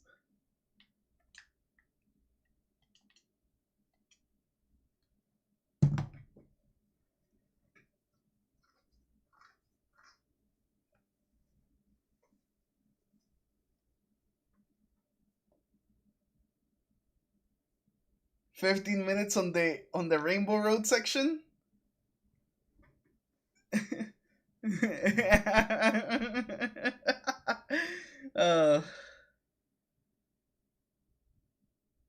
It did feel like we were there for a while in the Rainbow Road section.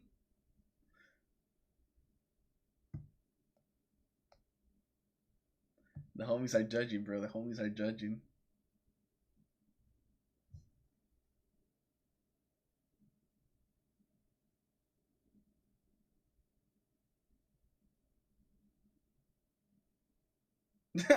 Oh, yo, nice. Yeah, we were a warlocks, huh? That's interesting how that ended up happening.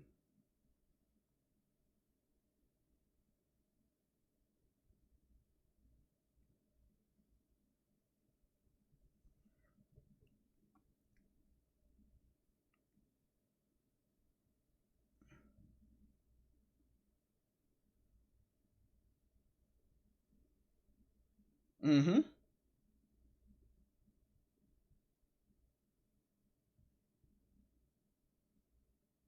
Yeah, bro. I don't know if the warlocks will like their arc buddy exotic.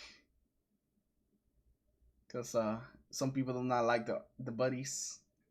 But the people that love the buddies though, I think they'll like it.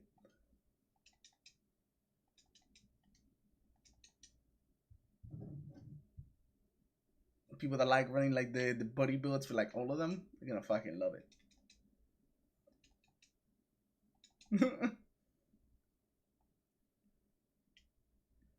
Hey, I got a shiny relentless from the chest.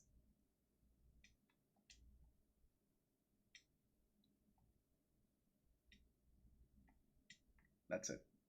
No more shinies. I got a slice shot opening though on Judgment.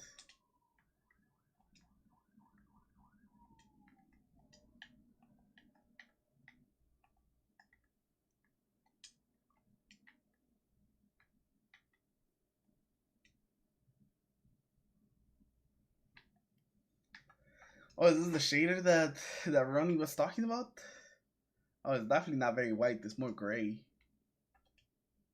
Oh, I should have picked up the bounties like Franchise said earlier today. Damn. Damn, bro.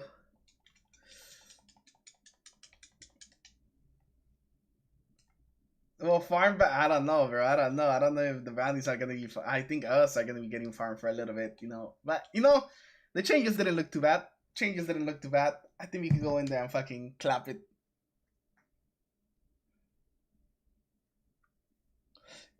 You know, as long as the homies can stay alive, we're gonna be fine, bro. That's gotta be the main thing.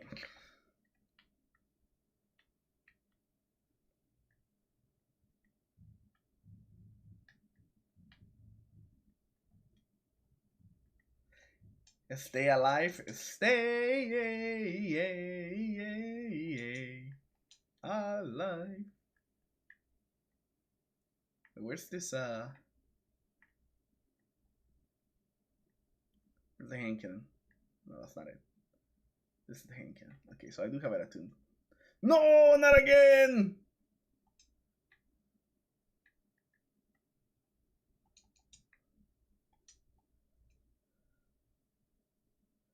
So right here in the first one we can use go this way real quick.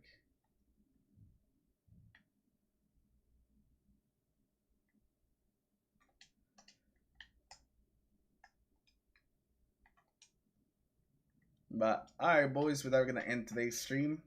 It's pretty good. We got 3 out of the 4 shinies. That's pretty good. We just need the 1 more and then we're done with the shiny hunting. So I appreciate everyone stopping by, appreciate everyone hanging out. And I'll see you guys tomorrow for the ultimatum. Oh wait, before we leave though, I gotta take a look at the Shiniest Relentless that we got. Pull it from the postmaster. Okay, closing time Paracostal Slice Firefly. Not bad, not bad. Not bad at all, bro. Not bad at all. Not bad at all.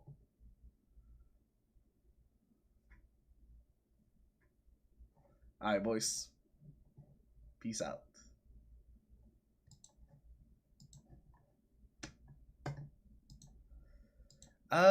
Hold up. End the stream right now.